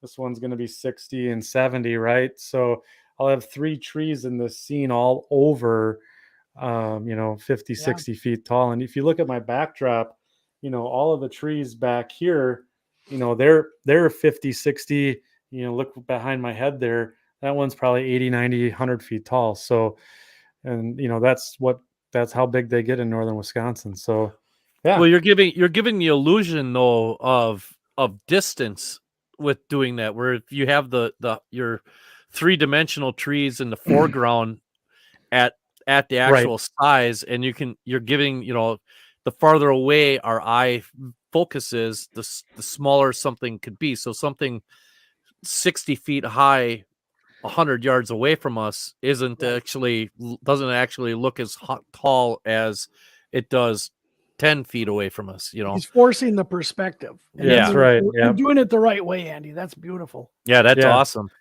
So with any luck, we'll have a nice, I guess, nice little scene here, and that's where I'll take most of my pictures and stuff like that. So yeah, fun stuff there. Those trees, that tree's gonna turn out nice. I'll take like about 200 of them, please. Okay, I'll get your order, and now you'll get them sometime after never. Yeah, and then we'll go from there. Wow. So, all right. Yeah, TikTok. Are they coming via UPS or? Yeah, right. That's about why. it. Yeah. So that's why. Looks like we got Ron Trains and Things in the house tonight. Oh. So hi, welcome, Ron. So we'll go ahead and we'll bring up the viewer posts here. So give me a hot minute while I work technology here. Hopefully this doesn't get all cattywampus on me, but we'll try. So out on the old Facebook page here, the Second Section Podcast Facebook group, we're up to 319 members now. And again, we went ahead and asked the faithful here, what's on your workbench to share on the show tonight. So what we'll do is we'll go ahead, Paul August. Looks like we got a coal shed here that he's working on. Look at this. This is pretty good stuff going on here. And he's got the track sign. Fill the screen if you can make that full screen. Let me see if I can make that full screen like that. Get rid of that. Like, how's that? Get rid of us. Yeah, get rid of us. We want to see this. You don't want to see. How about there that? We go. Oh, there we go. A little better now. Yes. That's okay. Gorgeous. Yeah. Look at this. Look at the weathering on the sides here. Top rate job here. This is awesome. Well done. Let's see. He's got another. Here's the edge view of it here with some that's very cool. faded signage there, and then of course the old truck. That's nice. I like that. Well done, Paul. Let's see here. Paul also has a YouTube video up on his on the build here, so we'll go ahead and check him out. I believe it's the CNW in Mondovi and HO scale. So check him out there. Make sure you take a look. And then here's the larger scene of that coal and oil dealer. Look at the roof on this building here. That is so sweet. Isn't that awesome? Well done. Great job. All right, let's see who else we got out here on Facebook land. Patrick Miller has got an RS3 in progress here on the Kanawha, Youngstown, and Northern. Beautiful green and yellow locomotive with the yellow sill stripe. Very Rutland Railroad-ish type paint scheme. Yeah. Really sharp. I like it. F unit back there, and looks like maybe a Jeep 35, I'm going to guess. Added that bell on the long hood and stuff. Yeah. That's right here. Yeah. Very good. Looks like we need a coupler here yet, and I see we're building our own turnouts here in the foreground. This is nice job. He's got a lot going on there. Yeah. Good craftsmanship there. Yeah. David Winther, I'm sorry to hear about the knee surgery. Hopefully you get back to the workbench soon, but looks like you got the faithful companions there, keep you company while the desk is still waiting to be used. Tony Dixon here. Look at this. Nice. Looks like a GMC here with the utility cab. Cool rims on the side of that. And little lights on top. Another creation. Tony must make 100 models a week. This is crazy. This guy's always posting out here. Another looks like GM or Chevy type dually utility truck. He's giving William a run for his money on cars. He does a lot. Tony does a lot for the National Farm Toy folks, like the 164. All this stuff I believe is 164 scale. Yeah, he does S scale stuff too. So yeah, that's pretty cool. It's always got something to post. Bernard Helen here looks like from Mini Prints. Look at this. Got quite a bit of work going on here. That's on his workbench today. Wow. A lot of 3D printing going on there.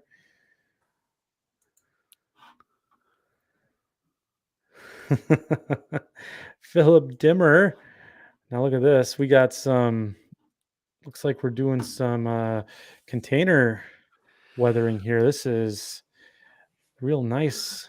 Okay, didn't Lance Minheim do something along those lines too, where he used shallow, like containers for shallow relief? He used photos. Was his photos? I thought he had some 3-dimensional shallow relief on there too. He might have done that, but I know he made boxes and just put photos on there, and it was fabulous. Yeah, and this is for his background. So I mean, I really like what he's got going on here with the. That's cool.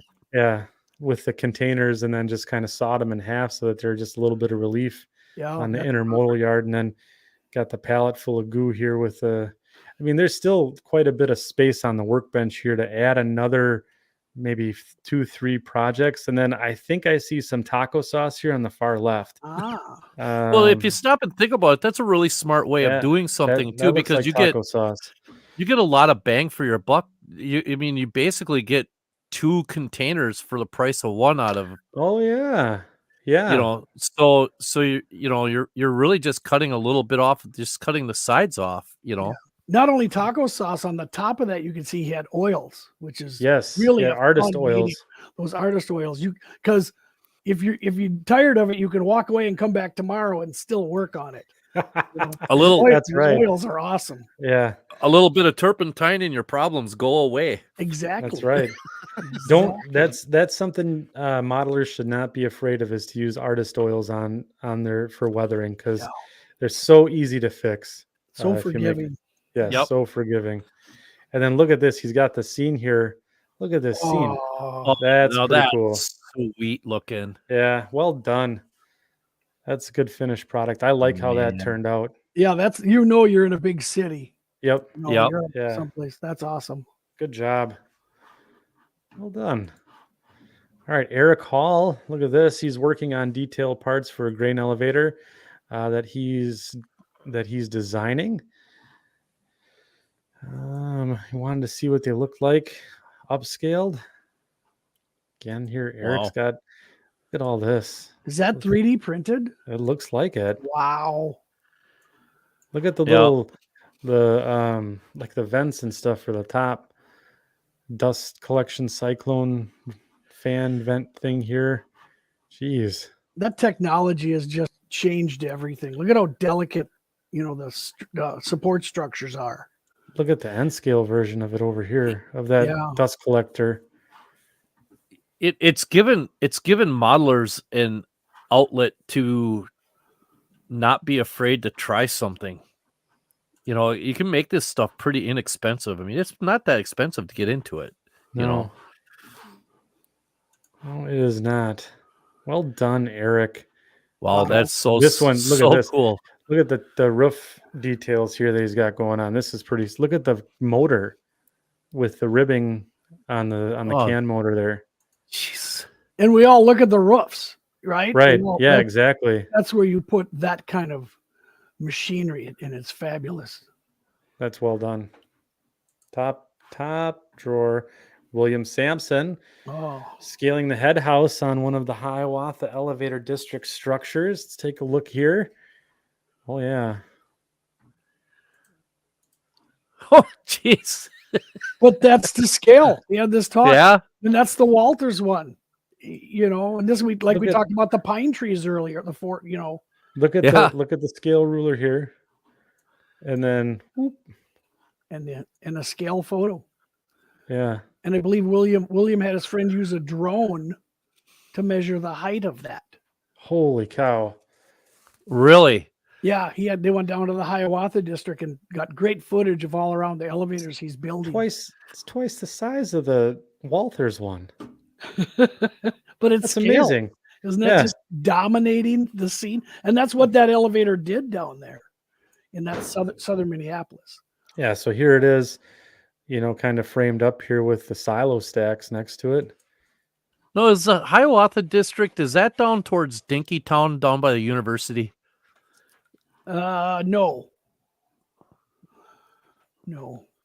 It's across the river from the university. It's south. Okay. It's directly south of downtown Minneapolis. Gotcha. Yeah. I gotcha. Okay, we got well done, William. That's well done. I love the scale on that one. So Joe Gilmartin, some many skips and flats needed for my railway. Looks like we got quite a bit of, look at this detail going on with his flats and skips here. Looks like we got almost like wood or plank detail here on this. And we still got quite a bit of, you could fit 5 or 6 more cars on this workbench, along with a few beverages and some paints and stuff. There's a lot of open space here yet we could utilize. Looks like a fellow red dirt hauler, Andy. I think it looks like a miner. Cars are giving me the vibes of the red dirt mafia. So the red dirt mafia. Nice, very nice. Fred Furcus. Friend of the show, kit bashing a bunch of vehicles. Fred is a prolific vehicle modeler. Some of his Sioux line vehicles that he's made are really cool. And I got to sit in a clinic with Fred. He talked about how he made them and then went ahead and weathered them up. So always love listening to Fred. High railers in there and the truck. Yeah. That's fabulous work. Look at those garbage trucks or waste trucks. Modern waste management. That's awesome. Yeah. That's a very cool. And it looks like looks like a model or an RC car in the works there too. Nice. So, but that's a good way to set your era, right? By what's the name on the trash truck and what's the make of it? Yeah. Yep. What we got going on here? Timmy Chapman. He's doing an N scale 7-story parking lot. Oh my gosh. Well, there's everybody's vehicles have a place to go. So. Yeah, right. Wow. Right, exactly. Holy cow. Looks like he's got all the this like grid, work on the outside of the building must take forever to get lined up right. I don't know if I have the patience to do that. Yeah. And there's such ubiquitous big city structures. Yes. I don't think I've ever seen anyone model one that well or that big. I'm like, why would I model a parking garage? I want the depot and the downtown and the museum, but that's wonderful, Tony. That's Brian, the location. Yeah. Brian Daughtery looks like he's doing some wiring here. See if I can pull that back. Does that workbench meet your approval now, Andy? Yeah, I think so. This is getting to Andy grade here. Oh my goodness. He's still got a little bit left. I mean, there's a few square inches over here. I don't see anything hanging off the walls. Come on. No, yeah. Not even trying. And there's also the very underutilized of the vertical space too. You could stack projects on top of projects yet. So I think he's got some work to do. But yeah, looks like he's getting back to getting some of the wiring done here and getting his projects moved along. So thank you for sharing, Brian. John Whithouse. This is incredible. Isn't this really cool? This is absolutely one of the best scratch built locomotives I think I've seen in a long time. Okay. So this is John Whithouse. He's doing a Montreal Locomotive Works M420TR kit bash.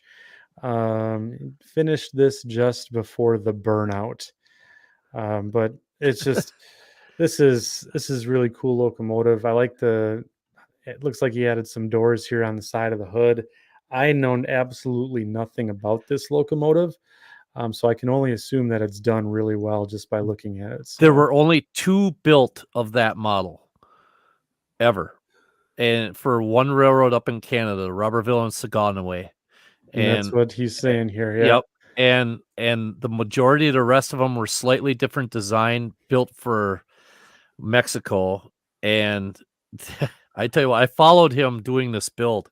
Yeah. And it was actually a lot of fun to watch him put this together. It was a lot of fun. So what do you guys give me to make up a poster that Rapido's now coming out with those, so I think that would be hilarious. Like the C415 I did to Joe.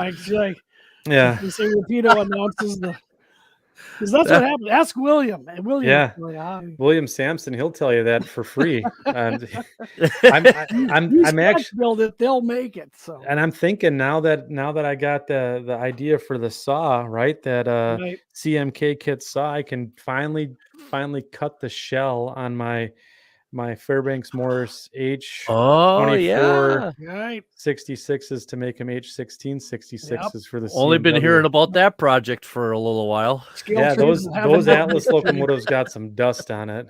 Scale trains will have that next January. No, I tell you, nicely done, by the way. John, beautiful, John. I'd eat my hat. Matt Dawson here. Most recent project has been this coach modified from the combine based off a CAD file that he got as a Christmas gift. That's a good gift, a CAD file, right? And looks like he's got a little bit of work to do, but model's coming along quite nicely here. What scale is that, do you think? I don't know. Think Matt, that's a large scale stuff? Matt, if you're listening, why don't you go ahead and either if you're listening tonight, post in the chat, or if you're listening afterwards, follow up on our Facebook page and clue us in as to what scale you're doing here, because those are really sharp. I like those. Yeah, very good high detail models here. So I like the paint and the coloring. You know, Yeah. red not the and the black. Pullman green of everything. That's pretty sharp. That red or maroon.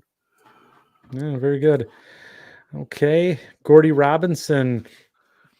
Just working on some really old roundhouse kits, and he's got a I guess a inspirational sign that he needs to hang yet above his workbench there. So aim low and achieve your goals and avoid disappointment. So Yep.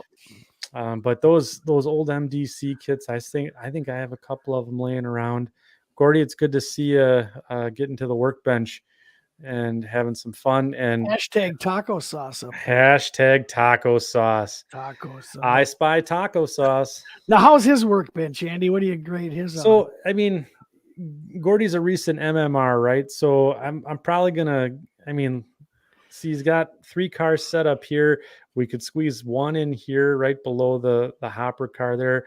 2 more cars could probably fit into the taco sauce. We could bury the sign all together with like a structure kit or maybe some trees or something. So it's got a lot of potential. He does have your vertical integration though. He does have the vertical stacking up. Yes, he gets style points here for the vertical integration, and I mean the catchy sign. There's no soda bottles anywhere though. Yeah. Or No, but he anything does like have baby wipes, and that's so that's a unique take on keeping your workbench clean. So yeah. I don't get the edges so things don't fall off and lose them, but I don't know. He's got borders there. Yeah. I'm not sure about that. But you take what you get. Yeah. Okay, Tony Dixon here back with another model. This is looks like the Sidewinder that he was working on here. Another project, and he's got the cab of looks like a Chevy C here on the side of the Sidewinder there. So it's kind of a neat little setup he's got going on there. This is a great Hulcher vehicle, right, Mike? Yeah. Oh yeah. Yeah. Some places need about 30 of those things. The Hulcher vultures. Yeah. That's a good looking side boom. Clem Harris chiming in here, getting a voice. Looks like he's almost in the background there on his laptop. Looks like he's adding some sound to that, possibly a decoder inside that Union Pacific locomotive. Well, that should be easy to do. You just don't have to put one in there, because I don't know of too many UP engines that I've ever been on that actually ran, period. Hashtag not answering that. Whoa. Hashtag gloves off. Hashtag time for a Donnybrook, boys. Shots fired. I'll be over here drinking. I have no idea what you're talking about. Yeah, Joe DeLuso, he's got his workbench project coming, GTAX or GATX high capacity car. Box cars. Wow. Nice. Yeah. Is that like double plug doors and everything? Yeah. Think of the decal work you got to put on that. Look at the lettering. Oh, it's just a lot. Boy, there's so many things modern box cars have that they just didn't have on older box cars. Right. Yeah. Adam Cruz here. My current workbench, aka dining table, with quite a few projects on it. Now we're starting to get up there. This is looking good, Adam. But looks like we got some cars, a bridge, got some rail cutters. Got the rail cutters. It's nice diversity of tools here. And then looks like no taco sauce. No taco sauce yet, but I see stuff back. I don't know what's in the mystery bottle in the back left. What do you think he's got? What's in the mystery bottle? What to your left? Yeah, what do you think that what's is? this? This blue bottle? That might be his own taco sauce. You never know. He's got quite the stuff going on here. So we'll have to get a cue here. What's on the blue bottle on the workbench here? But yeah, it looks like got quite a few projects going on there, Adam. So nice work. Oh, and then some tumbleweed he brought home too. Oh. There we go. Perfect tree armature structure. Yep. That is. Yeah. Mike Slater. He's got a 3D printed HO scale bulldog. Now to drill the grabs, prime and paint. That's a Milwaukee Road shop built unit that was for I believe the Berlin Bullet. Really? Well, what motor would be in there, Mike? Like an old F7 or less, probably. I'd have to take a look. I want to. I can't tell. I couldn't tell you what it was. I want to say it was a Fairbanks Morris, but I may be wrong. Like a Sea-Liner? That's pretty cool, though. I mean, that's like a one of a kind. No, you know, Rapido's not going to make that. No, I think they only had 2 of those. Also, I think they only built 2 of them, and they were for a passenger train called the Berlin Bullet. Yeah, it came up my way. Yep. Yeah. So I live in Ripon, Wisconsin, and Berlin is about 6 miles away northwest on the old Milwaukee main line. So yeah, it came through Ripon, went right through to Berlin, and that's where the line terminated. That's sharp. That's neat, Mike. I'm jealous. Mark Reed here, through bridge on the Little River Railroad Lumber Company. That's nice. That's very cool. Is that a scratch build job, Mark? It looks like it. I think it looks like it. Work. That's a lot of cutting. Oh my gosh. I always wanted to build a bridge like that. Graham Stockfield literally just arrived as he was watching us. What do we got here, Graham? HO scale heat exchanger kit. Oh, wow. That's a cool load, right? That is an amazing detailed load. Wow. Wow. That's pretty cool. So that's kind of one of those things where you would almost it'd be one of those things where you use it kind of like a Schnabel car. I don't think they're transported on a Schnabel car. I think they're on flats, but they're that long. You'd have idler flats, right? You'd have idler flats. Yeah, absolutely. There's Mike Slater. He can tell us. Yeah, 567. Oh, wow. Okay. And yeah. EMD 567. Thanks, Mike. That's a beautiful 3D print. Yeah, I want to see. I wonder if that's a 3D printed load. So this has been the show of the loads. I mean, with you, Tom, and then now Graham. Geez, and Tony Dixon here to finish it off. 3D printed, looks like gummy bears, but 3D printed and painted as checkers, set up for a gift. Very cool, Tony. So that is going to take us through what's on Workbench. Thanks everyone out there in podcast land for submitting posts for us tonight. I know we're running a little bit long tonight as always, but appreciate you guys bearing with us. Mark Reed come back, say it's a Campbell scale model. Might as well have been scratch build. I mean, it's basically a box full of sticks when you get it. So yep. And then yes, Graham's coming back and says, yes, that's a 3D print. Need to get all the pipes detail included. So that's cool. That's very cool. Very good. So I don't have, we've given the Greasy Meat Hands band the night off here. So I do want to get to the main topic this evening. So summertime, right? Is it time to put the trains away? Or do you guys have other railroading activities that you guys like to do in the summer outside of the layout room? So, Mike, you kind of wanted to start the segue. So I'll let you kind of take this topic off, and why don't you go ahead and what do you want to do in the summertime when it's time to climb out of the basement? Well, when hibernation ends. Probably mid-April or so in the northern states, depending on what part of the country you're in. Right. It's when you could start actually kind of getting out where it's, out and doing a couple of things. So the way I approach it is the basement starts to become the rainy day location, right? Sure. So if there's things that you can't, well, it's raining out, we're not going to do a whole lot. I'm just going to go downstairs and work on a couple of things. But in the meantime, I use the summer. Now I have my speeder to work on. That's one thing. Yeah, right. Still railroad related, but whatever. It's a whole different world onto itself. But I use summer for research. getting out and finding out if, okay, especially if you're doing prototypical modeling, or even if you're doing freelancing like the three of us do, if there's something that I want to see, like, well, I want to go and take a look see where fertilizer cars are unloaded. Now is a good time to do that because all the farmers are getting their fertilizers out and they're planting and they're doing all that. So you can see how that process is. You just go and drive around and you just take pictures of, what the things that pique your interest. And then you bring that stuff back and you start putting together your project list for things in the fall. Oh, I remember what I did this. I want to do that. You start building your project list over the summer for what you want to start doing in the fall.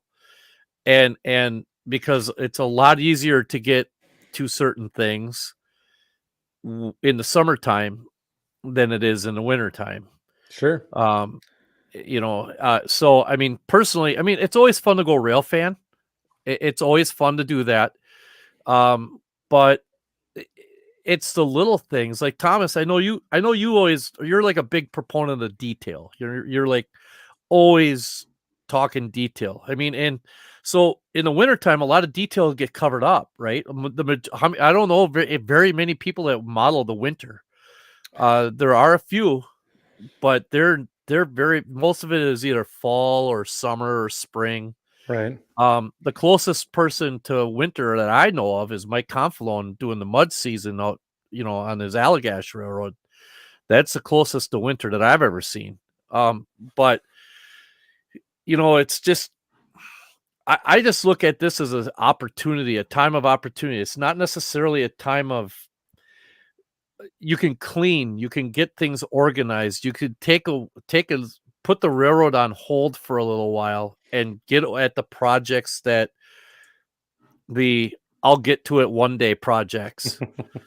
Like me, I'm actually cleaning my workbench. It's a flipping disaster. I want to completely redo my workbench. I want to completely make my workbench different than what it is right now, so it's more user friendly. I want to get my layout room finished.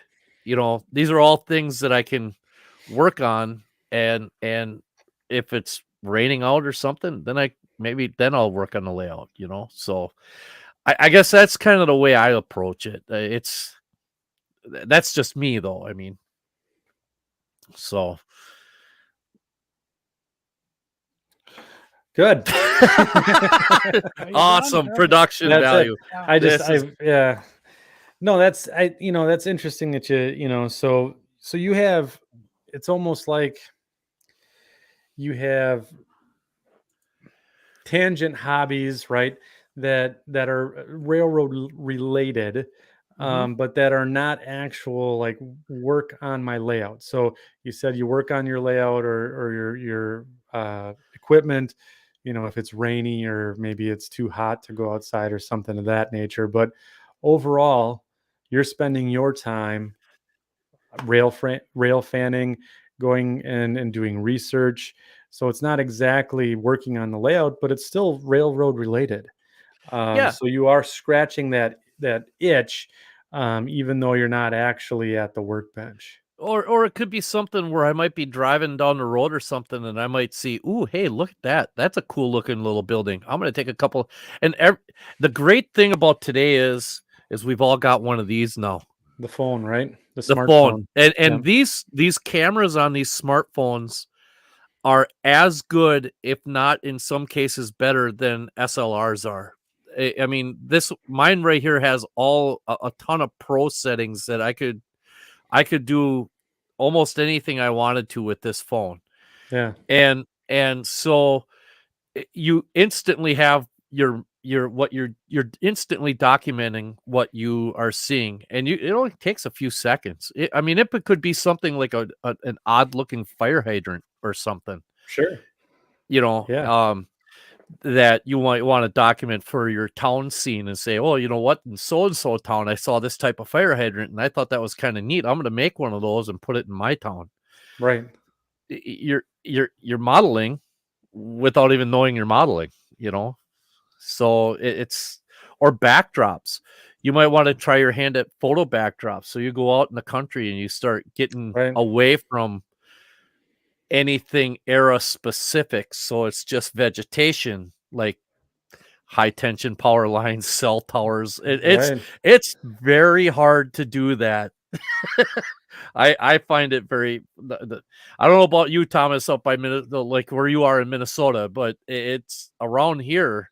It's difficult to get a picture of anything without a cell tower or a power line in it, or it can be done, but I see this as a great opportunity to be able to forward what you want to do and to I don't want to use the word justify to try to solidify, I guess, some of your ideas as to a certain scene that you might want to do. You might see something and say, "Ooh, I'm going to put that on my layout," and then somebody comes back and says, "Well, I don't think they ever had something like that." And you can say, "Well, here's a picture that I took this last summer." Picture it didn't happen, and here's the picture. This is what I based that off of, and it'd be like, "Oh, holy cow!" Yeah. So, I don't know, Thomas, what do you think? I agree with you 110%. What I wrote down was pretty much what you said, and the group of our podcast we talk. Summer's great for research. Yep. Here in the Midwest, summer's 2.5 weeks, and we're already looking. So I also like to clean and organize, and I don't operate or host operating sessions till the fall. So I try and do some on the layout, but like I said, I want to clean and organize. I want to wrap up the projects that I'm doing for winter. I kind of like, okay, what have I got on the bench? Can I wrap that up and then not start anything? Right. And if I'm going to do something, like Mike said, small manageable projects, decals, weathering, some scene, making a few trees, some scenery, right? Small and manageable for the rainy days, and then if you have a large project on your layout, Mike doing his track, Andy redoing a scene, break them down into small pieces. Right. Okay, I know I got this whole scene, it's overwhelming, but today at the rainy day or hot day, I don't want to go out. I'm just going to focus on the grade crossing, and put in the flanger signs and put in the crossbucks and put in the warning signs and put in the whistle posts. And what I'm doing, like my biggest thing is the interchange track. I'm adding the interchange track. So I'm hand building the rails, and I'm going to enjoy that this summer. And another thing too, what I recommend, I wish people would do this more, like use that phone and whatever you have on your workbench, like you did tonight, sent them into Andy, take a picture of it, but take a picture of the in progress. I don't know who had the vents on the top of the buildings. That was genius.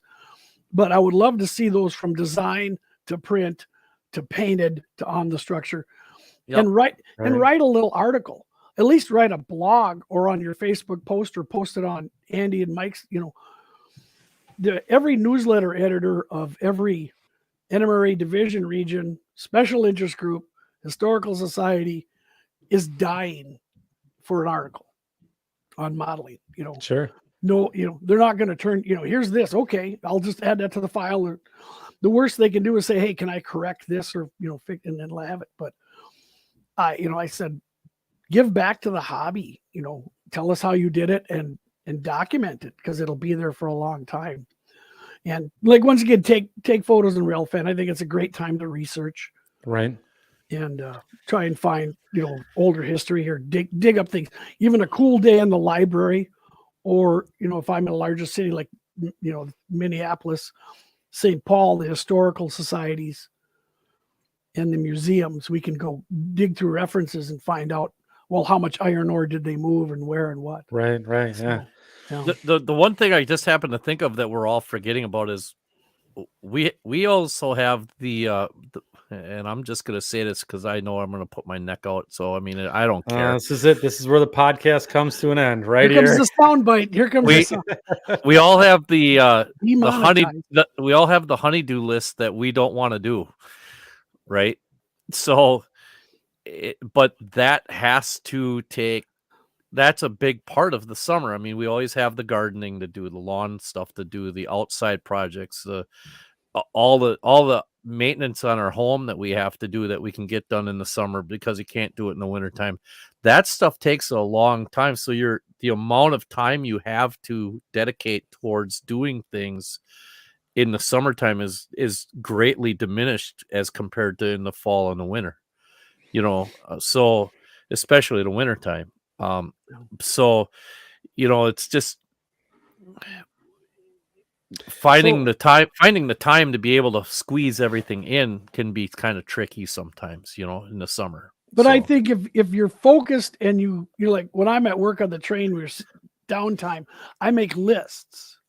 I work well with lists. So when I come down here, between mowing the lawn and the gardening and fighting the squirrels or whatever, that this is what I'm going to do, The squirrels are winning most days, but today we called it a draw. But like I said, a list, they love that bird feeder. So the list is, focused. Like you said, okay, I'm going to go down there. Let me stick to this scene. Let me stick to these flat cars. Let me stick to, whatever there. So. All right, Eric, thanks for tuning in tonight. Have a good night. And weld the mower deck to the speeder. Got a really good point here. Let's mold, get that that welder out and put that mower deck on there. The ultimate garden railway, right? Yeah. Holy cow! The wife won't approve that, I don't think. Yeah. No, she barely approves of me having that thing in the first place. Admit it, Mike. She barely approves of you, so it's just kind of. Oh yeah. That's for the UP joke earlier. I tell you what, there are a lot of days. Yeah, I'm just glad there's a lot of days I'm surprised I don't wake up with a pillow on we're my all face. we're all in that club. Yeah, we're all in that club. Yep. We're all pulling for you. Yeah. Well, not all of us, but yeah. So that's it's a balancing act, right? So to find time to actually do a project, but it's far easier to do that research, be outside. I know for me, and I'm just going to jump in here. I don't spend a lot of time in the hobby room that much, I guess, in the summertime, unless it's doing those little quick hitter projects. Like I'll come down and I'll get a little paint out and I'll do a little weathering on something, and then I'll just walk away from it for a couple days. And I do a lot of rail fanning in the summertime, and I don't have a fancy camera or anything like that. I use my smartphone here, and I got a tripod set up for it, and that's it. My son and I go out and we chase trains, and I get I'm learning to look at trackside scenes to get ideas for the model railroad too, and to kind of pick up on what Mike's putting down with the, little details and, where's the whistle post and the flanger signs and all that relative to the track, so that when I put them on the model railroad, they actually look right. So yeah, I agree.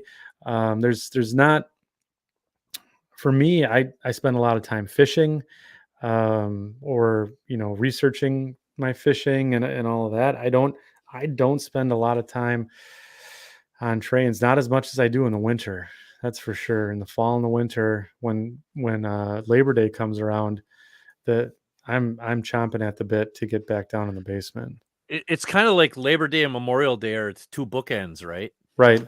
Wouldn't you say? I mean, it's kind of like the start and the stop of the season. I mean, it's, I bowl in league, and league is 30 weeks long.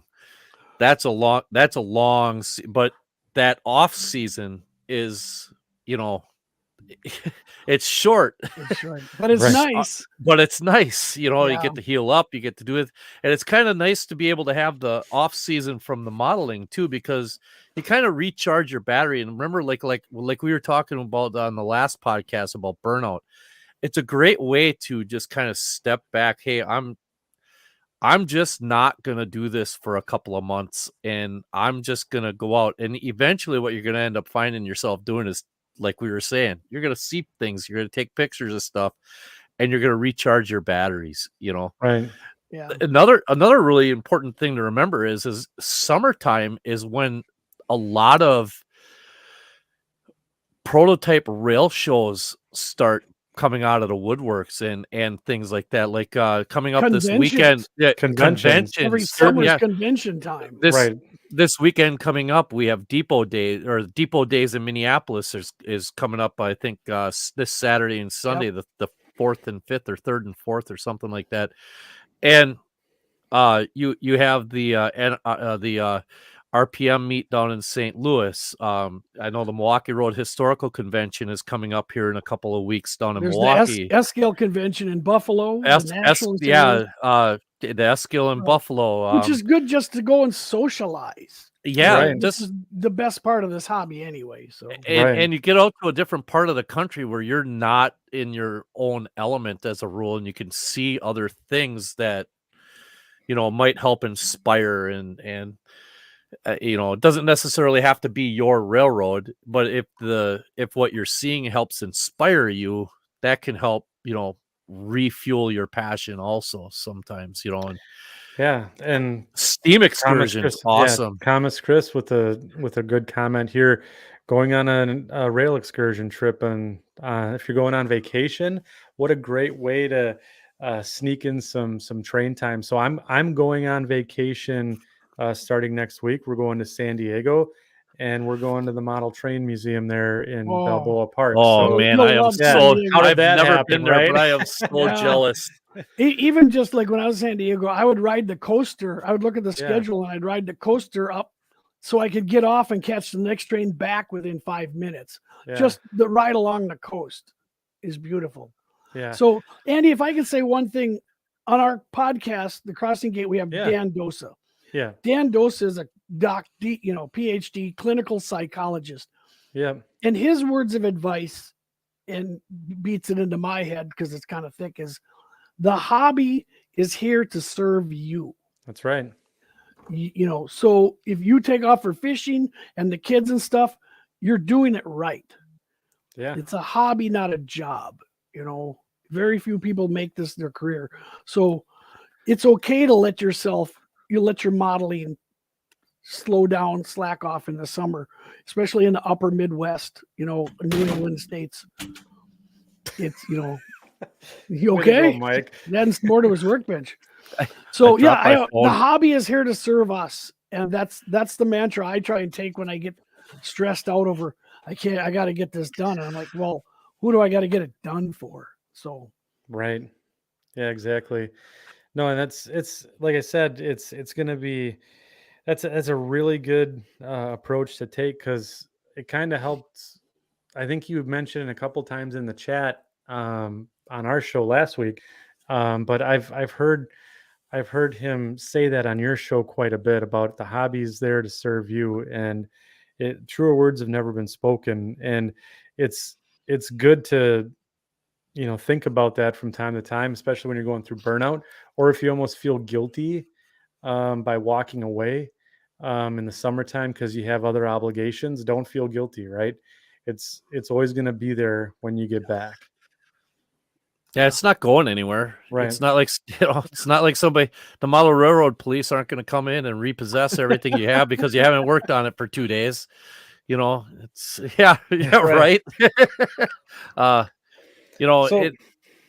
You could also take the time to go and find one other thing. I mentioned gardening.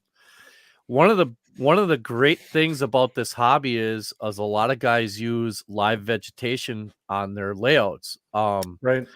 So you plant something in the spring, and in the fall and winter, you're able to harvest its dead flowers and stuff, or dead portions of it, and use that as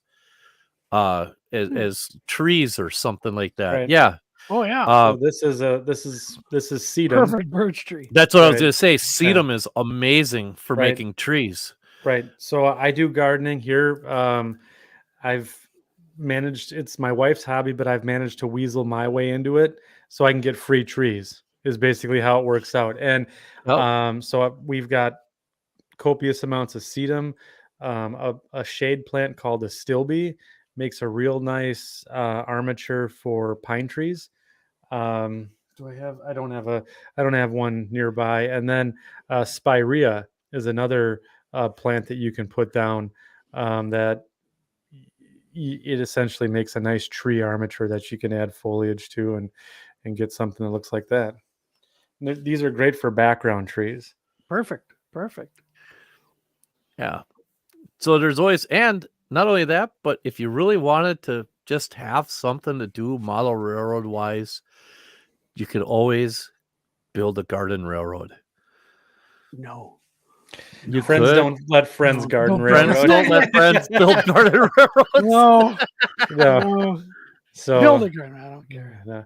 At any rate, so yeah, so those are the essentially, yeah. I mean, kind of looking at it, you can garden, you can always weasel your hobby into vacations and stuff like that. And yeah, and I guess we'll just throw it out into the chat before we close up shop tonight. Anyone out there with any different ways to go about getting through the summertime blues and model railroading, throw it out in the chat or throw it on the Facebook page. We got a discussion going out there at the Second Section podcast on the Facebook group. So yeah, so just kind of bring it all together here.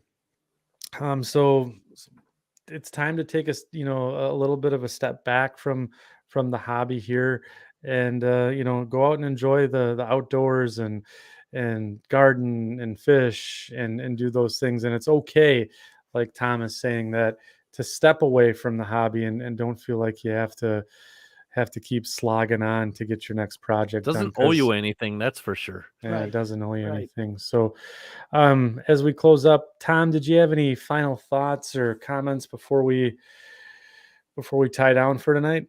Great show, great topic. I think we should add Andy's Workbench of the Week has something in there. So that's not a bad idea, but I kind of like that. I love to get him. So no, thanks for the laughs. This is a wonderful podcast. I want to see it evolve. Looking forward to your 100th show. And thanks everybody in chat. Some great responses in chat participating and such. Yeah. Mike, how about you before we shut her down for tonight? Just go out and have fun. Don't worry about like we were saying, just go have fun and enjoy your summer and go be people. Don't try to don't overthink things. Just go and relax and enjoy things. There's plenty of time to stress out about the hobby. Trust me, the hobby is going to be there when when summer's over, and everybody will be drinking the model railroad Kool-Aid and tastes good. It tastes good, but it could take a couple of seconds to kind of recharge your batteries. I think we all need that from time to time, and summertime's a great time to do that. Yeah, I agree. So I just want to take a second here to thank everyone in the chat tonight. Strong group, strong showing again tonight. So thank you for all the comments, questions, participation. Also, all the participation over on the Facebook group as well. I truly appreciate. I know Mike and I both get a kick out of seeing everyone post there and sharing all the model railroad goodness that's going on. So you guys are quite the cast of characters. Thank you for making us making us have what we have so far. Yes. This has been awesome. So I do want to talk about next show. So next show will be June 14th, 8 p.m. We're going to have a special vendor here come in, and we're going to talk about 3D printing. So our friends from Mini Prints are going to be here with us, and a couple other folks that are out there, and we're going to have a nice little chat about 3D printing and how it is shaping the hobby. So make sure to tune in next week. Get your questions queued up in 2 weeks. Thank you, Mike. What is in this jug? and we've only been doing this for 2 hours, so you get a break. Yeah, sorry about that. And so it will be a fun show. Get those questions queued up, and we look forward to seeing you then. And then any topics you want to discuss in the future, throw them out on the Facebook group. And don't forget, if you do anything, you take anything away from this show tonight, go check out Split Rock on YouTube. Make sure that you go and check out his videos. Some great content there. Like, subscribe, and then please listen to the Crossing Gate podcast. It is a fantastic audio podcast. I love it when it pops up in my Spotify feed. So thank you, Thomas, and thank you to the friends over at the Twin Cities as well. Pass our thanks along to them. I will. So. Thank you, guys. All right, gang. So that's going to do it for us this evening. Again, we'll see you guys in 2 weeks, and have a good night. Good night, everybody. Night.